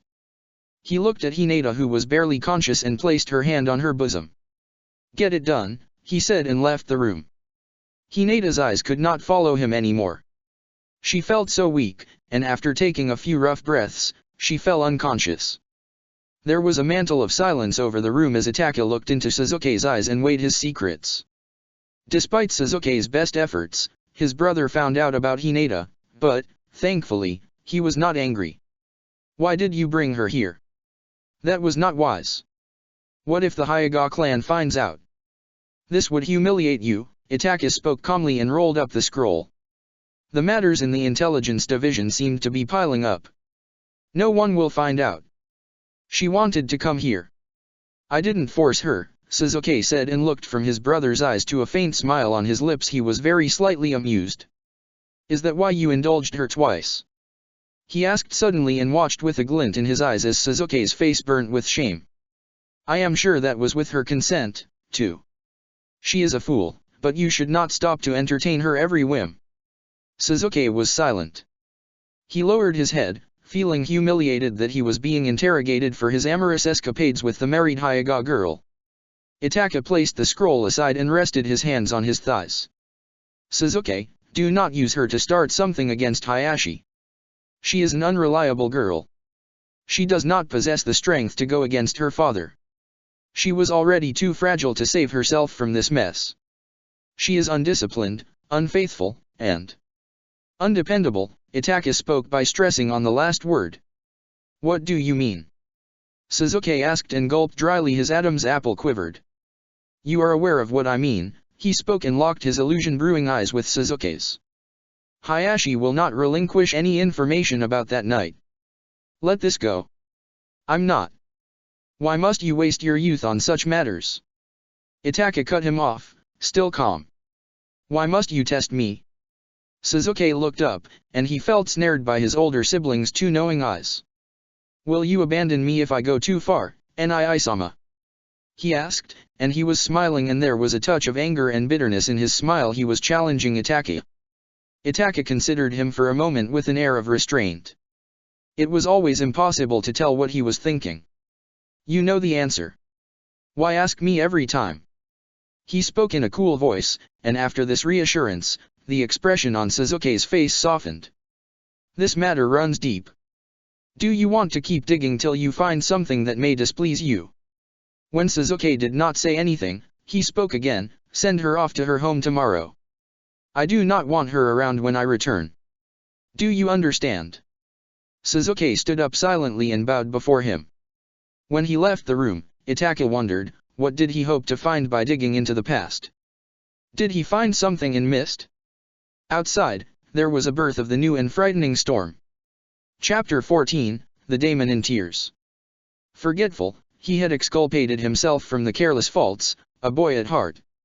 Rhythms of his spirit, vacillating, right and might, lust and dust, life and... What had he become? Fester, that which slumbered in the deep, grew in the bowls, crawled in the soul? Boo, scary. Leaving a trail of ugly black blots that, in time, would become bigger and deeper, cut up his imperial substance to itty-bitty pieces. How sad a little boy's life could be. Very sad. He pitied the past. He resented himself, and he did not know why. The puddle by his knees was still, a murky mirror. His eyes, crystal blue, did not seem to belie his state of confusion. He curled his lips back over the teeth and watched as his own image in water mimicked the features with natural perfection. A droplet of blood from his dry lips fell down and created a single ripple. The hue disappeared in the water that must have been vast for its existence. When the water stilled, the surface became a bit clear again. His lips trembled as he looked down at the man overtaken by time. He had grown decrepit before his own time, and it sure as hell felt like it. Oh wonders, little wonders of life, his mother would say, but she was always a liar, was she not? His father, a meaner liar than she? Children could only grow up to hate their fathers, mothers. Right, right? At our back, we all hear that death come time custodian of heaven. Heaven? Would he ever taste the sweetness of its draught, the promised immortality amidst the unnatural craft? No, hell was a place reserved for him, that deep dark pit that was forgotten, destitute of the peace he sought. He would be left alone there to rot for another eternity, he feared, for nights and days. The great dream, a chase to seize the will, it left him over and over and brought back the need for its mortal taste that was surreal, a reminder that it was all but a dream of a boy past the boyhood years. Boys grew up so fast.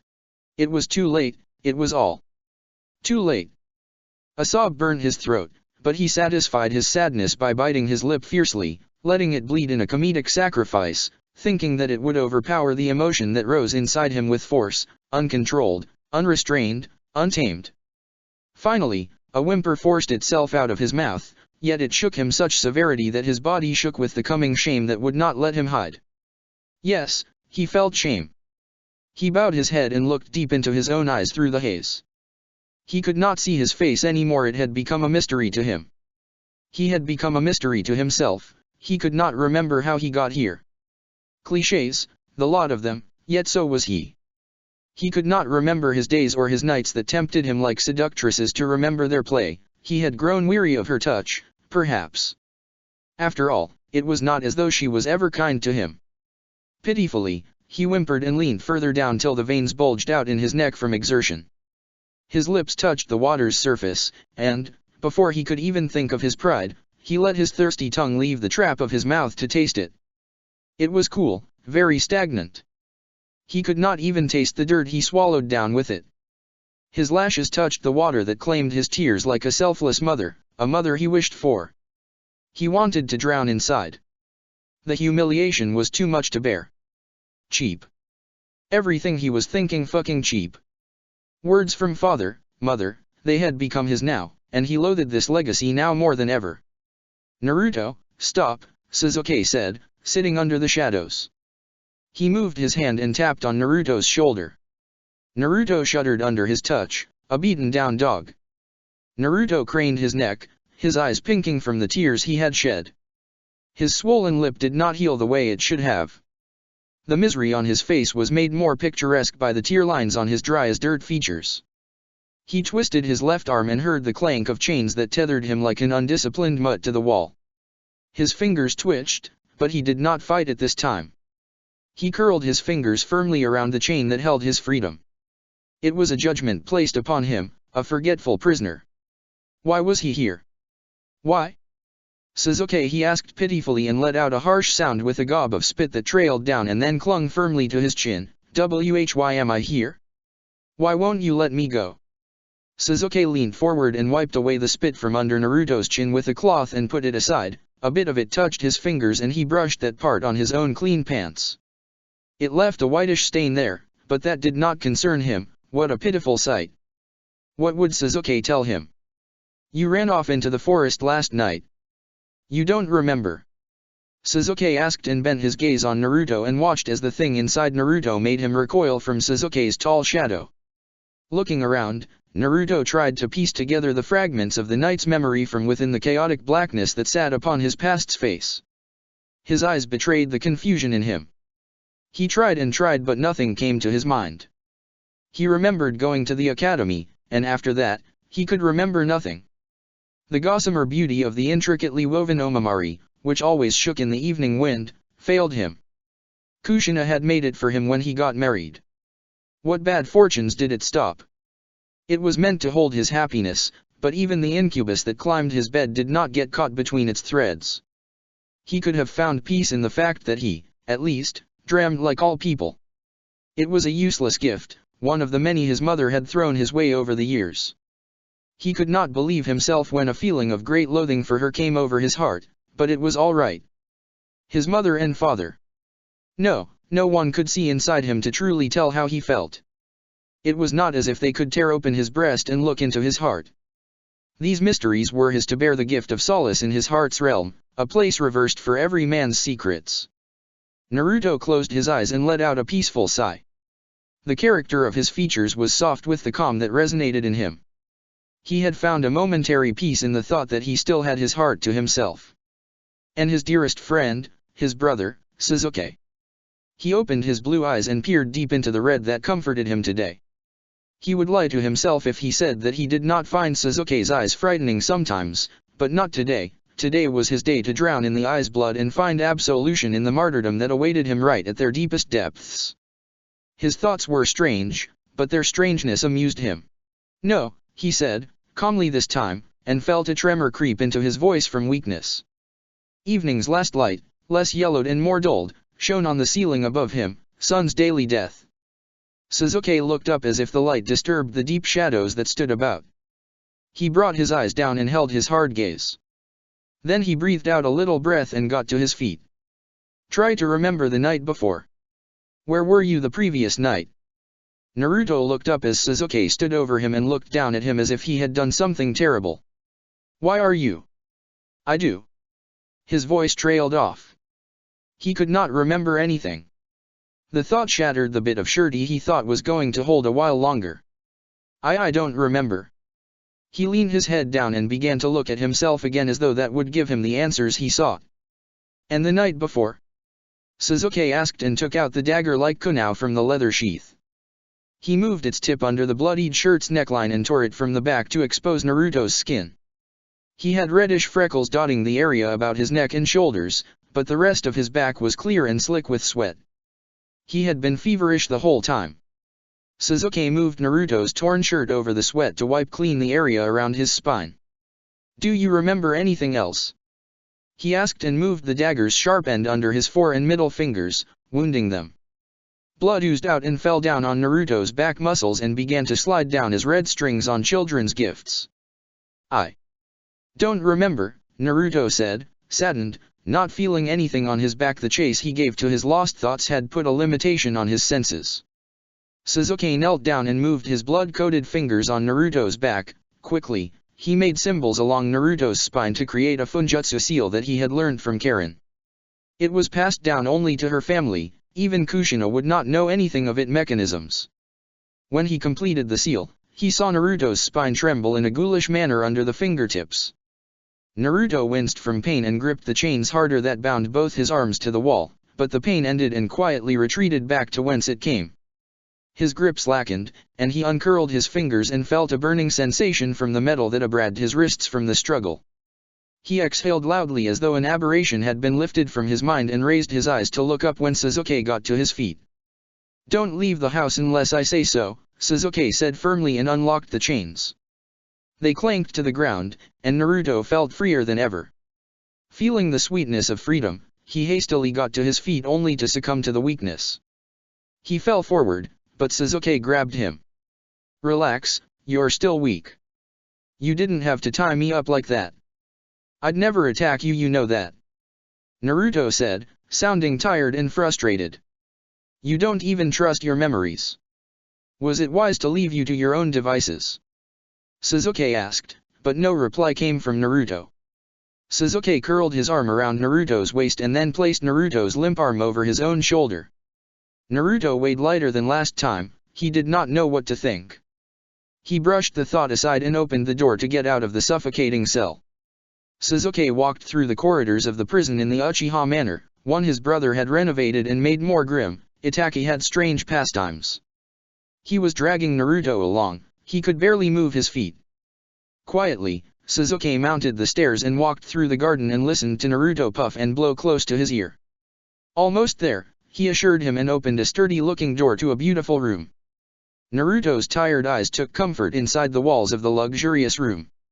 He was so happy to finally get out of the cell where Sasuke sat with him for 10 straight hours. Sasuke gave the door a slight push with his foot, and it closed behind him. "Drink that," he said and nodded towards a bowl full of greenish liquid.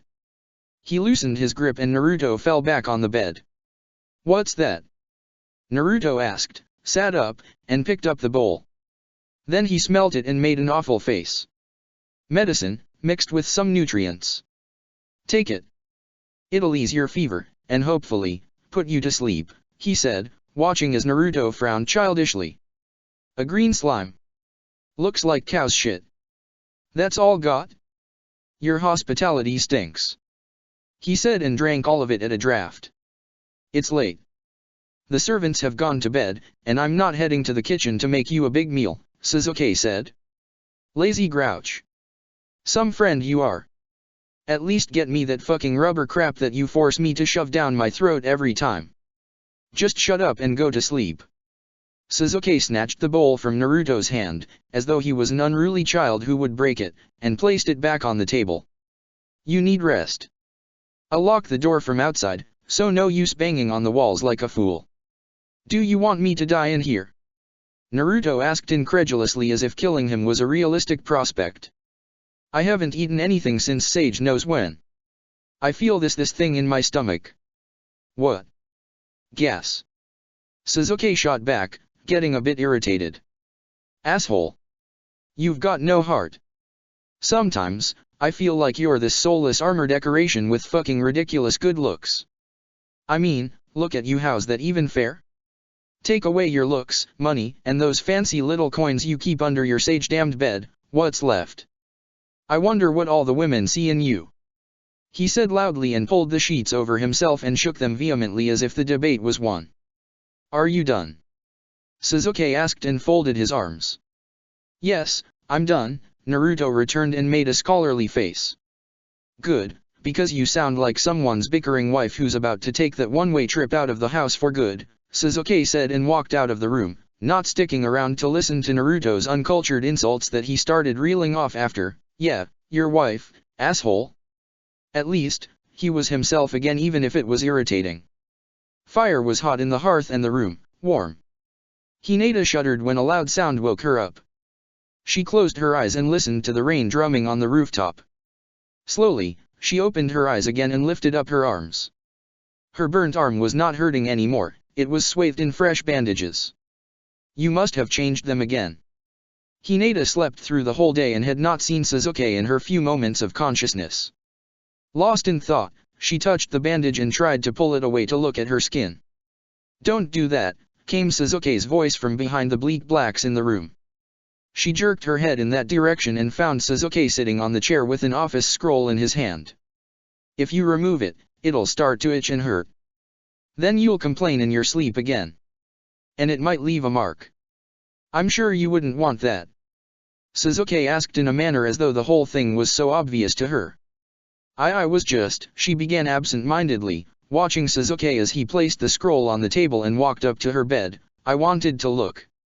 Her eyes did not leave Suzuki's face as he sat down on the bed and grabbed her arm. He turned it a little. Does it hurt? He asked and brushed his finger on the bandage. Hinata shook her head slightly and ran her eyes over the bandage and then looked from Suzuki's hand to his face, which was smooth as a babe's. He looked exhausted, his brow was marked with thin frown lines. Something was bothering him. He turned her arm again gently this time. When he got no reaction from her, he let her pull it back. It should be fully healed by tomorrow, he said and moved his fingers across the delicate seams in the cake budin, without a reason. I'll ask Niji to stay with you in your house after you recover. If being alone still scares you. You still don't want to tell me what happened. I don't remember, she lied again and narrowed her lying eyes away. Suzuki saw through her untruthfulness, but he chose not to make her realize it. It was in his interests, after all. He wanted to see how far she would take this, to keep what was left of her clan's pride, how long she would keep this little act up. Her lies were poor, but so far, he was impressed with her persistence. If you say so, he said and hid a smile as he turned his head away and pretended to be distracted by the rain. Hinata put her hand on his, grabbing his attention. But I am telling you the truth. You don't believe me? She asked, her hand trembling over his. There was desperation in her voice. She tried to mask it, but it was easy for him to sniff it out. I didn't say you were lying. He paused and narrowed his eyes on her. You're a bad liar. It depends on how well you lie. The rest is your business. The better you hide your lies, the more successful your life will be. If you want to leave Konoha, of course. Right, Hinata. What? Hinata barely managed, taken aback by his honesty. How true he was. A shocked expression froze on her face, chalky as a dried-up tsubaki, and her fingers dug into the skin of his hand. Suzuki's meaningful gaze did not flit from her face to his hand. He held it, overpowering the little strength of her gaze with his. It conquered hers, made her eyes lose the intensity of her emotions till they blinked and admitted defeat. Hinata lowered her eyes and gazed at her bosom. Sweat droplets had burst from the pores there. They were cool on her skin, nothing but reminders of fear that had ripened in her over the years. For a few moments, they remained silent. The rain outside pressed against the wooden walls and filled the room with many sounds from outside, but they were still weak, unable to fully make it through the walls to disturb her thoughts. You felt ashamed? There's nothing to be ashamed of. You want freedom. I can understand. Where's the harm in that? We all want to be free, Suzuki said in a voice that exhorted her to give him a true answer, and she played right into his hands. Hinata raised her eyes and tried hard not to expose herself completely before him. She had lost a part of her honor, an oath she had made to her mother long ago. By being intimate with him he did not need to know everything. But how much would I be able to hide? She thought as she saw her honest countenance in Suzuki's clearest eyes. I don't want to talk about it, she said after a long and thoughtful intake of breath. All right, he said, his voice breathy, knowing that his suspicions about her were true. He was satisfied with her answer for now. With so little, she had told him much. You don't want to talk. It's your life, but I'm glad because if you keep lying like this, you might make it. He smiled and leaned down to brush his lips against hers. Blood rushed to Hinata's face when she felt Suzuki's tongue slip into her mouth. She did not protest as, after the painful night, this felt tender. She wanted to make love to him again, even if it was after a lie she hid behind the honesty she had always known in life. She moved her arm and buried her hand in his hair, pulling him closer till his skin touched hers, a warming sensation. Suddenly, he pulled back and turned his head away. She thought he would lean back down, but he stood up and walked away. He stopped by the door and spoke, without turning around fully, you wouldn't need anything, but my room is at the end of the corridor. I'd recommend that you use that bell instead. I'm tired. Then he walked out of the room and left her desire burning. Hinata's lower lip trembled. It ached between her legs. She did not think he would tease her like this tonight of all the nights when she needed him to soothe her worries. It isn't fair, she whispered to herself and trembled with the shame of need. She breathed in and out loudly and looked up at the ceiling and parted her lips to say the same words all over again, it isn't fair. She was obdurate, but she did not care. How easy it was for them. She was the one that was mocked always. Selfish all of them. She grunted and sensed her desire bother her entire body. With slowness, she snaked her fingers down and brushed them gently on her stomach. Then she slipped them under the smooth fabric of the underwear and felt her fingers get tangled in the mass of black curls. She did not stop and moved them between her lips and touched the engorged bud that did not hide her arousal. Hinata's eyes trembled and twitched as she felt the familiar rhythm please her. It was strange, and when she moved her finger around the slick-end entrance, desire for him came rushing back. It was as though he was the only thing familiar to her senses now. Hinata did not stop, she could not. She slipped a finger inside and sensed her body respond to her inexperienced touch, fooled that it was that familiar lover who had come back to play again. She arched her back and moved her chakra-warmed finger slowly and steadily at a pace that always delighted her. The scent of her arousal went in vapors up his nostrils. His ears stood up and wriggled when her heavy breaths could not be overpowered by rain. They were too keen for these distractions. Its head rose in him, a stubborn tick, rousing with her sounds and her scents. It goaded him on again, and that hatred came back with full force to haunt his daemon. She was here and he must get even. Naruto's eyes opened on their own as if a clock chimed right next to him that beckoned him for his morning rituals. His face trembled, and he kept blinking his eyes without a reason, feeling lost amidst the heaviness that had settled itself firmly on his mind. He was lost again, and the only reason that crawled up to his lips as a breathy sigh was that disgust that they all abandoned him for better things. I hate you. He rose from his bed, falling down on his knees but getting back up the next moment. His back burnt as the daemon inside could not make it completely past the powerful barrier, so it itched and ached deep under his spine, a nasty burn, but it found his eyes and glowed as a menace through them. The more she sighed, the more restless he got till he could not quite contain it. Oh, her mockeries, her little sighs, nasty little whore. He launched himself at the door and slammed his fists against it as many times as it took to break it apart. He ran outside into the open, guided by her pieces that existed in the air. The loud noise of the heavy door being broken to bits did not carry itself over to anyone, not even Sasuke, who slept peacefully in his bed, exhausted from the day's ordeal. The rain drowned out Hinata's sighs and Naruto's grunts whilst he stood under the downpour, looking at her please herself without any regard for him. She could not even hear herself when thunder struck, opening her jaws wide to let out a heated breath, but he could so clearly that it felt that this spectacle was created just to taunt and humiliate him. A dead last was always a dead last, wasn't he, Naruto? She turned her head and blinked in her moment of passion. She found darkness in the room as the flames in the hearth had burnt themselves out.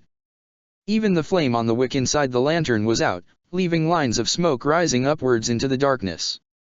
She clenched at the cake button tighter when her eyes saw two reds glowing beyond the grey smoke. The window was too tiny for any person to enter. Sasuke had chosen this room for her safety. Then Hinata saw a hand make its way in, the same hand that was cruel to her that night, and she found herself running out of the room. She turned the corner and ran towards the room at the corridor's far end. Naruto was here, and this time, he would kill her. She could not fight him last time, and she did not expect anything miraculous from herself this time, so she ran, looking behind as though the man had somehow moved through the walls and was chasing her down through the misty corridors of the big house now. Whites shone through the crisscrossing lattices and stamped the walls black with their patterns in the corridor, but that did not halt her steps. She stopped by Sasuke's door but did not knock. She opened the door and thanked her lucky stars that he had not locked it from the inside. His room was warm, and fire in the hearth was not as cruel here as it was to her in the other room. The whole room glowed with a beautiful and robust red light that pushed back the shadows into nooks and corners. There they loomed, standing tall behind the drawers and futon. Gently, Hinata closed the door behind her when her eyes found Sasuke sleeping peacefully. It was strange for the clever shinobi to be so helpless in sleep. His face bore the signs of his calm whilst he slept without a care, not worried about what monsters lay in wait beyond his door. She kept standing still, not knowing what to do. She moved her lips but nothing came out. A thief in the night, fear stole her voice.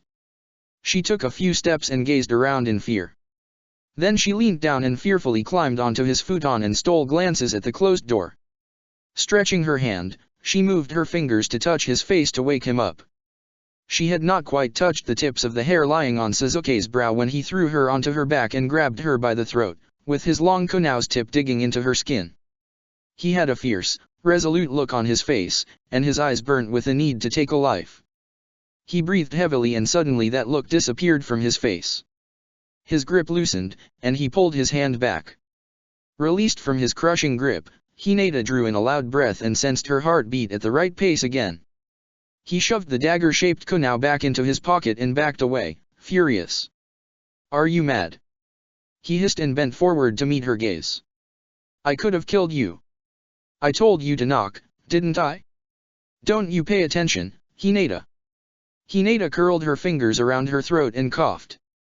I was she fumbled with words, unable to give voice to her thoughts. Sasuke rubbed his temple, annoyed by her foray into his room. "Why are you here?" he asked and moved back to rest his back against the wall. He was irritated by her audacity. Never had any woman had the pleasure to sit on his futon. If he wanted lovers, he indulged them in the guest rooms. This was his private place, no one was allowed in here other than his brother and an old servant. He was a bit obsessive about his personal space. I saw Hinata's voice trembled as she struggled to sit upright. "Are you going to say something, or will you waste my whole night with your half-completed? I saw someone outside my window." She cut him off and pointed a trembling finger at his door as if he could see through the wood, without his sherry on. "Out in the rain next to my window. Big, yellow eyes. I didn't know what to do, so I came here." She hugged herself and bowed her head to hide her tear-filled eyes. Sasuke's sherry-non came out without his call. This isn't good, he thought, not sharing his secret with Hinata. He grabbed his sword that was propped against the side table and got out of the futon. "Stay here and don't come out," he said with a heavy accent, looking back at her. Hinata moved on the futon and twisted her back a little to look at him. She wanted to stop him, but she knew that only the Sharingan was known to tame the wildest of beasts, and Naruto was a beast. She crawled back and pulled the cake butin over herself when she heard Sasuke lock the door from outside. She pulled up the cake butin as if it might hide her from Naruto and his wrath, an innocent reaction. Sasuke used body flicker to reach the door before his heart could fully beat once. He stopped, turned his eyes around, and swept his gaze wide. He could see no aura, for the storm had beaten it out of the air and soil. Yu was standing by the door, his face enveloped by a film of water and fear. Sasuke-sama, he broke off, not knowing how to explain this. Sasuke's lip twitched and a look of murderous rage flashed into his eyes, but he did not say anything. It was not Yu's fault. He turned around and walked out of the narrow corridor. He stood still and tried to pick up any sound, any trace of Naruto, but he was gone. He had disappeared into night's arms. He stepped out into the rain, letting it strike his body. "I need Karen," he whispered to himself, and the tasteless rainwater slipped into his mouth. He gulped it down and looked around with an overbearing sense of futility to find something when he knew that Naruto was lost for the night. He stood there quietly for several seconds and then finally spoke, "Clean up that mess. Nii-sama will be angry with me if he found out. I don't want it around in the morning." Then he left Yu standing under the rain. When Sasuke unlocked the door and stepped back into the room, he found Hinata sitting behind a wall of cake butin, with just her eyes visible above her hands. She lowered the cake butin when she saw Sasuke lock the door from inside. "You had a bad dream." "There was nothing outside," he said calmly and walked to the futon. Then he placed his sword next to the side table and climbed onto his futon again, not caring that his clothes were dripping wet. But she stopped, not sure whether she really did see Naruto or was it just a figment of her imagination. "Hinata, I'm too exhausted to pander to your foolish whims at this hour of the night. Just sleep here." "Happy," he said in a harsh, cutting voice and pulled the cake butin over himself. Hinata was too relieved to say anything. Slowly, she rested her back on the futon and pulled at the quilt a little. Sasuke stirred slightly and then placed his arm on his forehead. It did not take him long to fall back asleep. Hinata, too, closed her eyes, comforted by the fact that she was not alone and at anyone's mercy tonight. The thought gave her peace and she fell asleep, dreaming of something wonderful for the first time in 5 long years. Sakura was confused, her eyes surveying Naruto, who was sopping wet, standing on her doorstep. "Naruto, she began but stopped when Naruto let himself in. She did not say anything and closed the door behind him. The sky roared and rumbled and shook the windows a moment later. The lights in her apartment were out save a few candles waning into a pool of wax on the shelves. It happened quite often when heavy rains hit Konoha, a minor problem, but a problem nonetheless. It was a good thing that their village's security was compensated by a thick chakra barrier, otherwise, what would happen during complete blackouts? With the bandits running amok, it was anybody's guess. Tsunade's reign was going along smoothly. Problems had dwindled ever since she took over the cage seat after Hiruzen's death a couple of years ago. Maybe she would take this matter into consideration, but the Chunin examinations rules overhaul came first. The thoughts about swaying Tsunade were not on her mind, not now. Her eyes deepened into grass greens when the last candle in the room melted away completely and cast a thick shadow over them. She kept looking at Naruto, whose back was turned to her. He was silent and breathed heavily behind the near impenetrable wall of grayness between them. "Do you need something to drink?" she asked and eased towards him slowly as if she would frighten him if she moved any faster. When no reply came, she turned to face him and grabbed his face in her hands. "What's wrong?" she asked, a lover's voice this time. "You look tired. You've been running again." She skittered her hand through his messy hair, still not getting any response from him. Naruto wheezed in response as if her words hurt him. He lifted his head and eyes, and an expression of brutishness came into his countenance. There was a curl of pleasure in his lips that made her shudder with the realization. He did not give her even a moment to talk him out of it this time and grabbed her roughly by the shoulders and pushed her into the room that was familiar to him. Sakura staggered back and fell down on the floor. She sensed the aggression and force behind his movements. Possessed that thing was on him. It was better to stay quiet and bear through this, so she raised herself to her feet when she saw Naruto approach her with slow deliberate steps. A hunger had come over his face, a coarse veil. He discarded his wet jacket, grabbed a fistful of Sakura's joy-hued hair, and pulled her in to kiss her. He was rough. Naruto's teeth closed on her lower lip, bleeding it. There was no tenderness in his touch, but the heat that radiated from his body seduced the human part of her, and she gave herself over to his harsh embraces. It was not as though Sasuke ever loved her this way. It was a painful thought in the heat of the moment. It was better to forget and pretend that Naruto was him. She did not protest when he grabbed her blouse and tore it apart and then reached down and did the same to her skirt and cotton undergarments. She stood naked in his arms, letting him paw her as he wished. He pushed her back on the bed and crushed her with his weight. His lips that had abandoned the gentleness of previous nights nipped at her bosom and left glaring marks. He broke her flesh as he pulled at the skin of her taut stomach, his elongated canine teeth digging into her inner thighs, wrenching out sobs, but it was all right. She would let him love her. This was what he wanted, and this was what she wanted him to do. She could pretend it was him who had come to play with her like this. If she closed up her eyes tight, it was just a little game, right? She arched her back when he lowered his face between her legs to sniff at her scent. It delighted him that she was always willing and ready for him, that she was selfless for him. Hinata was distant, a cold fish. He was a boy like this, just a little boy. He exhaled and licked the mucus that clung to her slit. Yes, her body was always pliant under his touch, a touch Hinata rejected. He lifted his head and looked into her misty, murky green eyes. They invited him to please himself and satisfy his building greed, and he was very greedy when he got this way. So he did. He pressed his body on top of hers and took her harshly, entering her over and over again with movements that made her cry out. When her channel did not allow him to go deep enough, he flipped her over onto her knees and took her from behind. It pleased him how she struggled and wept into the pillow, feeling pressure between her legs as he went in deep and hard, pushing her forward on the bed. Sakura clenched her fingers and moved her knees so wide apart till her little mounds got squashed against the mattress. Turning her head, she peered through her sweat-coated hair that fell over her eyes, but she could not see Naruto clearly beyond the mist that had come across her gaze. His hand slipped on her sweaty back and felt the muscles under her lovely skin convulse with lust. It had been some nights since he last felt like this. It was not as though Hinata was ever willing to embrace and love him. How he had begun to resent her make-believe goodness and her nun-like virtue. Fucking actress, bitch, liar, whore. The thing that dominated him smiled at his silly anger and sillier thoughts, and he increased his pace and elicited loud grunts from her. Naruto was still not satisfied. He needed more sensations, more lust, more warmth from her body. It was still not enough to consume him and satisfy his passions. So he grabbed her by the arms and pulled her back onto his lap and pushed upwards. It felt amazing how he speared her completely in this manner and felt the crushing depths of her walls warm and slick.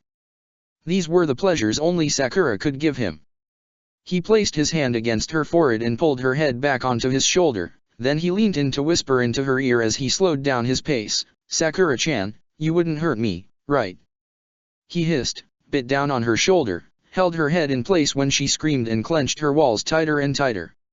At that moment, a thought crossed his mind: how much could she have squeezed him had he wrung her throat, snapped it in two? He smiled and kept up his pace and enjoyed her body to his heart's content. Night had yet to give into morning's easy seductions when Sakura got up from her bed and stood in front of the mirror. Her genitals ached. She would have to use medicine this time to heal. Naruto was never this harsh to her before. She brushed her fingers on the red marks on her breasts and a blue bruise on her shoulder. They would heal on their own, but she would never let Sasuke see them. They would become another weapon for his mockery. The medic and would-be lover in her scorned the idea to bear them like a funjutsu seal. She turned her eyes to Naruto sleeping on his stomach. He had spent himself today and left his seed inside her. It was just another chore, another thing to clean up before she left for the office. She walked out of the room and felt the morning chill on her body that had exhausted itself and spent its heat for today. When Sakura looked out the window, the first ray of sunlight burst open the night and created a balmy hue along the arc.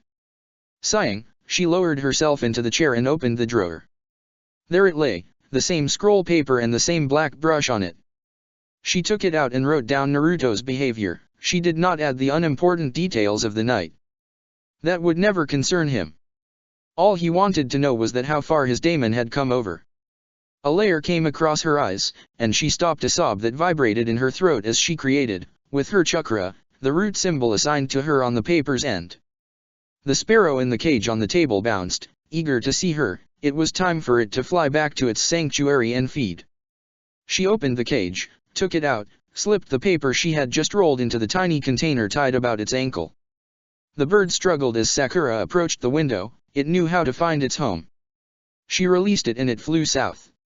It would not be long before they knew how everything was coming along. When it flew away out of sight, she lost her will with it, too. "And Naruto, I'm sorry," she whispered and sank down to the floor. Then she buried her face in her hands and wept. Chapter 15, Izanagi and Team Taka. Whoever said that necessity was the mother of invention was off the mark and a fool. It had always been desperation, looming behind it, tall and menacing, the way a woman was behind the ill-fated sequences of a fool's, Naruto's, life. She may deny it, she may hide it behind clichés, but Sasuke knew that she was here and she spelled trouble. The last thing he wanted as an added distraction was another woman hounding him by day and dogging him by night. The mess was piling up, and he was sinking deeper the plunge into Leaf's chaos. Sweet trouble. Yes, games were trouble and fun. There was a certain charm in the mire of confusion a new game offered. The more it unraveled, the more excited he got, giddy as a child for his newfound toy. Games, lovers for eager men. Sink the teeth all the way through, not halfway, and where was the fun in that? And now, he had gone off and enthralled himself with another foe to kill, another peak to scale, another challenge to overcome. Ah, he was no better than a med youth, not these days, no, a thrill seeker. Was there a difference, a little nuance to this? To hell with it, he wanted it, and he was going to get it. Yet the foe played hard to get, played hide and seek with him since his boyhood days. "Where are you, 'cause I come for you." It was a thought best kept to himself, but then the thought would slink back into the undulations of his unwelcomed nightmares, guarded under the things he deemed not to be his necessities. So it was a ritual, no, a requiem of loss?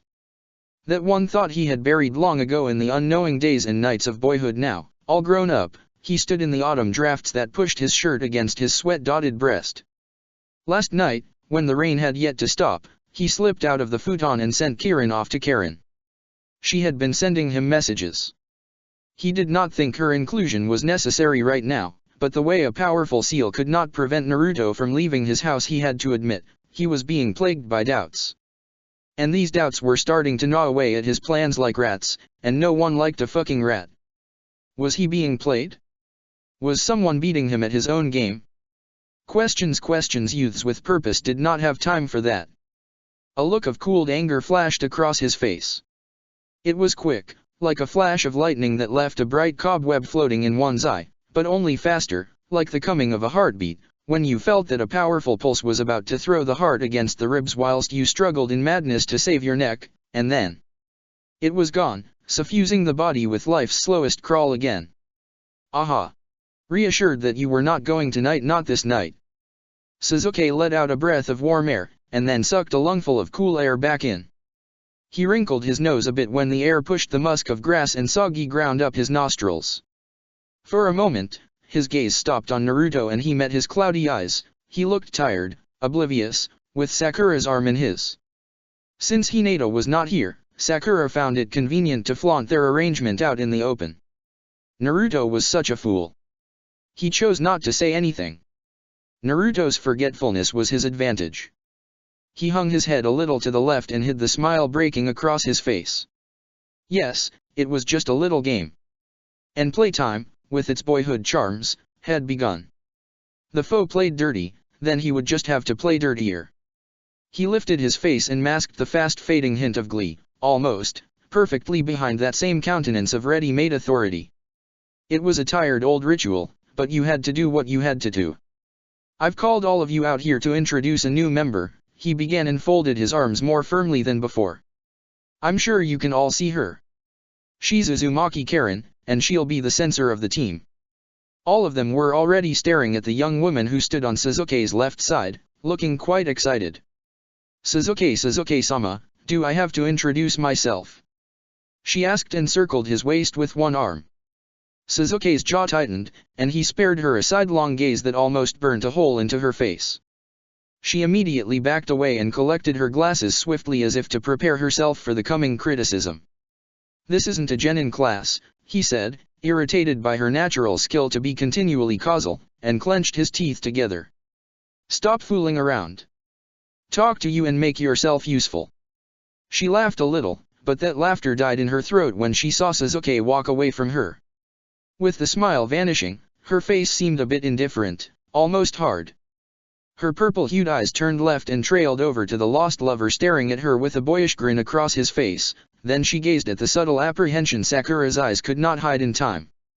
Karen cast one last glance at Sakura and then methodically wiped at her glasses with a clean cloth she had fished out from her pocket. She lifted them, her breath fogging the glass, and repeated the same circular movements with her thumb. When she got satisfied, she put the glasses back on and fingered them back to their usual perch. She canted her head to one side and smiled a girlish smile that must have made her appear like a woman with a carefree disposition to everyone, even Sakura. It was amusing. Suzuki lay still under the trickles of rainwater that came in from the crack in the roof. A puddle grew wide next to him as it caught the droplets. Drip drip drip, the sound was like hammers in his ears.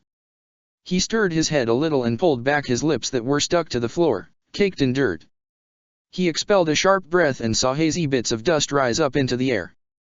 A dark place save for a silver shaft from moon, traveling down, breaking into white wisps as it struck the wisteria growing inwards through the crevices. His head was pounding, vision blurring, swaying, a heaving boat on stormy tides. He mustered up the courage and propped himself up on his elbows, his head hanging in exhaustion. It took a while before his cloudy vision allowed him the luxury to survey his surroundings. The cave was muddy and soggy, and noise from beyond the numerous roots, burrowing into the cave, grew angrier. It was about to rain hard. Suzuki whispered something to himself, but his voice was lost in the dream. Slowly, he got to his feet and put his hand on the harsh rocks on the right. They glowed in the dark. Luminescent rocks? There were no such rocks in Konoha. Where was he? His chakra was out, and his Sharingan could not beat back to life again, his own power had abandoned him. How helpless he felt as an Uchiha with his anchor taken away so harshly from him. A nightmare come alive. The rustle of feet through the grass turned his vision. He could not see anyone save a shadow. The kunao in its hand glimmered in the light and shone, a specter of death's instrument, at the sharp edge. His pride whipped the fear in him, and he stood defiantly before it ready to take on the brunt of its cruelty. The figure lunged forward and stabbed the knife through his heart. It was a magnificent sight. A red shower landed on the long-dead sakura flowers strewn about the cave, dappled with his life's last signs. It was amazing how he saw them just now. Death had lifted the last secret's veil, and he could see everything clearly now. He tried to speak but the air left him, his dying, unblinking eye caught the last drop of rainwater. And he woke up, his breaths hard and heavy. He placed his hand on his sweaty forehead and wiped it across his face, collecting the oozing sweat from every pore. The warm room was a welcoming place from the spectacle of his own death even if it was in a dreadful dream. Suzuki turned his head slightly, still not amused that Hinata had taken a refuge for the second night inside his room, but he let it slide. It was a sacrifice on his part, a hard compromise for the prize he desired. He eased back down into the futon and relaxed the tense muscles in his back. Breathing in, he realized that this was the third time he had had this dream. His Sharingan was telling him something, and he intended to solve this mystery. The premonition was set into motion. No, he could not say that for sure, but he could hear the wheels of its chariot turning, ready to crush and crumble his life and everything he held dear, but the woes would have to wait. He knelt down and picked up the last fallen sakura flower of the season. They would not bloom again this year, they were of short stay. He remembered the dream still. The flowers had long since died, drained of color in his nagi in his mind. He felt a colder rain. Was his nightmare winter's fragment? By his feet, countless ripples disturbed the shallow marks in the ground. The hard stone road was worn away by autumn storms that stayed merciless. If the shinobis did not know their paths right, they got lost in the vast forests, killed by spies or taken hostage. Konoha and Root always washed their hands clean of such matters. Lives did not matter to them as long as that nexus of power, birthed by vice, remained undisturbed. Sasuke breathed in the moist air and palmed his wet face, lips pulling into a thin line. A frisson of disgust remained suppressed under his skin, cradled deep in the boy's heart, a part of which, dirted by his people's slaughter. When it beat, it sent surges of fury coursing through his body, a constant anger he cherished now. He lifted his head and placed his elbow on his knee and looked beyond the red hair flowing in the wind, breaking the last sobering lights. Karen had tied her hair back into a ponytail. Presently, 2 fingers of her right hand were pointed upwards. She was concentrating. Her glasses were foggy and dotted with raindrops that slowly trailed down and splashed on her lips and nose. It was cold at this time of dusk. "Anything?" he asked, stood up, cleared his throat. The abrupt change in weather had given him a bad throat, or it could be the well-seasoned tomato sauce he overate last night. Karen opened her eyes and lowered her hands. "When he merges with water, it's difficult to track him," she said, and blinked her right eye several times when a drop of rainwater clung to her rouge-like lashes and touched the surface of her dilating pupil. She removed her glasses and rubbed at her eye. When she opened it again, it had turned pink and tearful. "It's been a while," he said, and turned to his shurinan, that one tool that never lied to him. His ears were abuzz with the rustle of leaves that shivered in the rain as lost children. The dissonance of forest's melody did not disturb his vision. He kept looking, disappointed when his eyes failed to trace his chakra. "Should we go and look for Yugo?" Karen asked and shook her wet hand. Her hair clung to her face like paste, cheeks deeply blushing in the harsh weather. The thinning rain was not lasting long enough for this foray.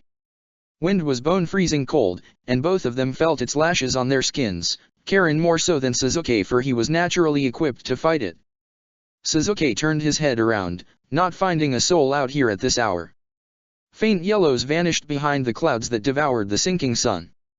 The gray blanket cast darkness below, and it dispersed like frightened children when the sky lit up with a roar. His cunning could not have anticipated this poor weather.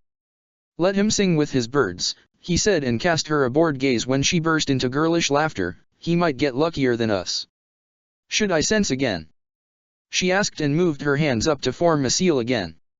Without shurinan, he could barely see her beyond the mist that rose between them, a ghost in the going black. "No need," he said, louder this time, as wind hissed, cut through the air, and cried into their ears. "What's taking them so long?" He moved under the cover of branches that had got snarled up with the vines. Overhead, leaves, clinging to the branches with last signs of spring's life, got severed by the wind. "Sasuke, we won't find it in this weather. And even if we do, the rain would have cleaned up any leftover chakra. We should come back another day," she said, and placed her hand on his shoulder. His jonin shirt was completely soaked, though that she could feel his warming skin underneath. He was very young and lusty, his chakra so potent that, on most days, cold hardly bothered him. She was almost envious. "We have to find it today. These rains aren't going to stop. Don't know if I'd get a day off in the coming weeks. Nii-sama will be back soon. He won't allow me to do as I please. You know how things are," he said, his voice deep and throaty, peering into mist by their feet. He could no longer see the grass underneath. Curiosity came over her face, and then a clever smile broke it suddenly. "Your little pink-haired slut won't make my job easy," she said with teeth in her smile. "Should I kill her? Keeping an eye on Naruto would be easier that way." "She's not my lover," he gave a measured reply and drew in a breath. It traveled like liquid ice in his fire-hot lungs. "Oh, poor her, bet the sow wants to fuck you so bad." "Who doesn't?" Karen said in a playful tone, making the mockery sound meaner, and pressed her finger over her soft lips. "I still think she'd be trouble. Don't worry, I'll make it look like an accident."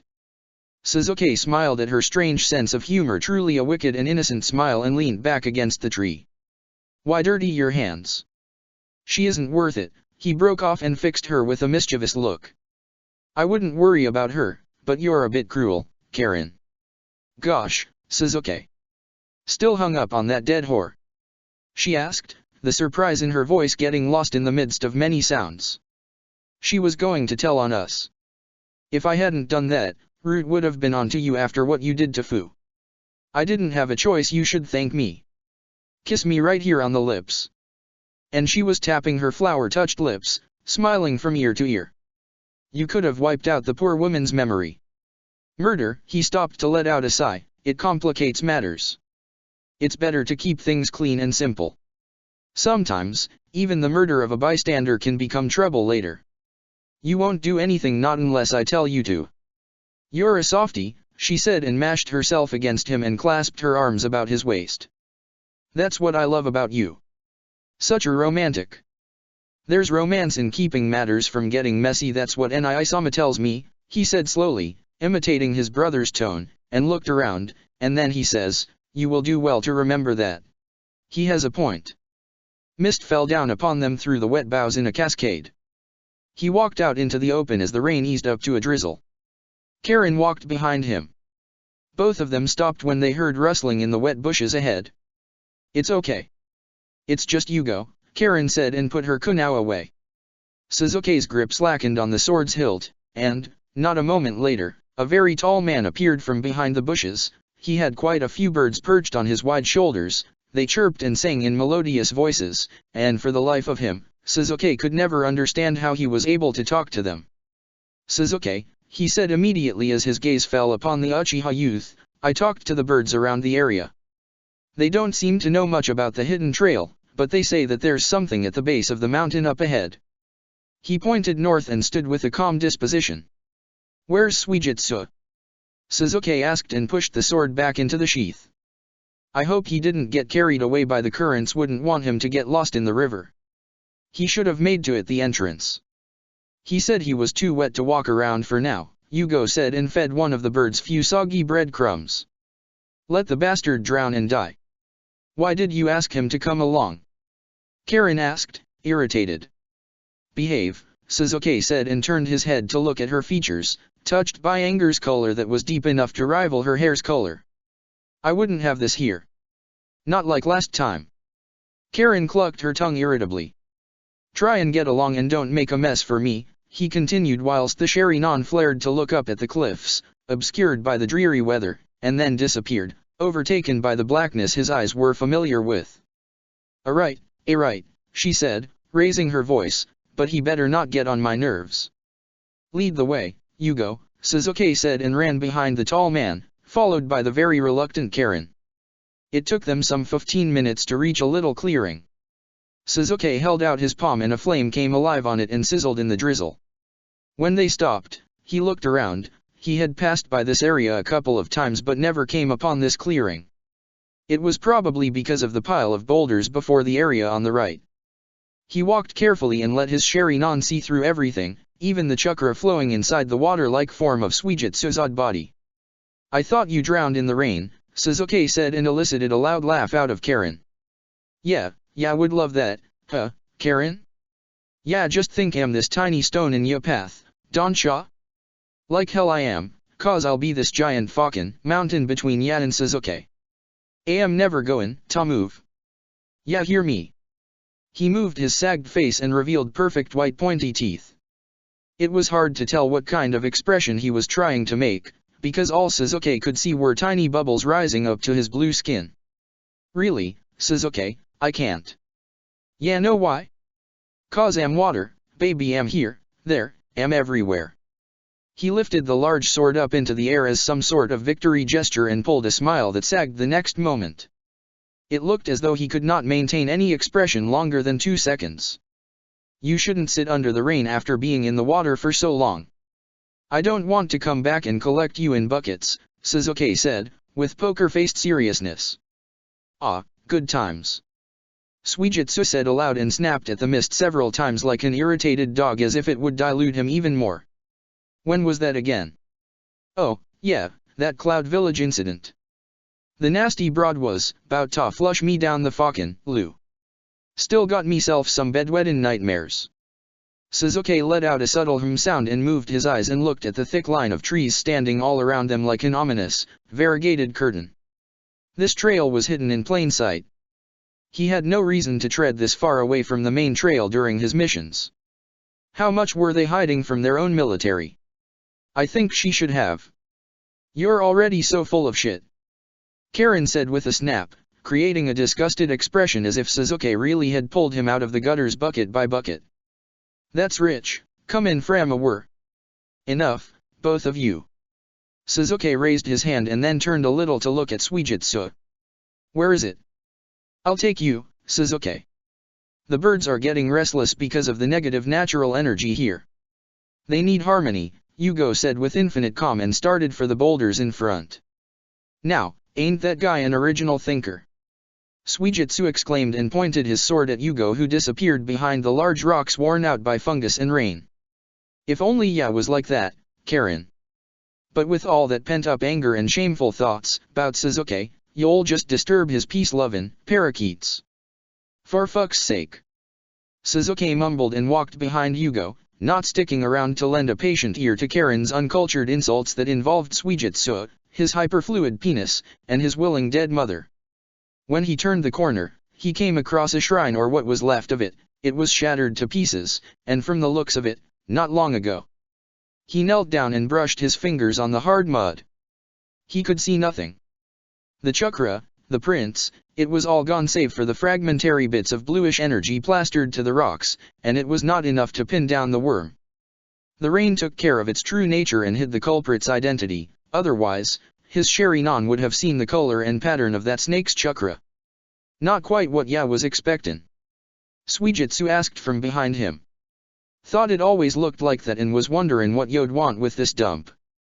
No, Suzuki sighed out and stood up. His eyes turned and stopped on Suijitsu and Karen. One of the root members talked about coming in through the entrances in the south only 3 days ago. Someone destroyed this very recently. Karen, can you sense anything?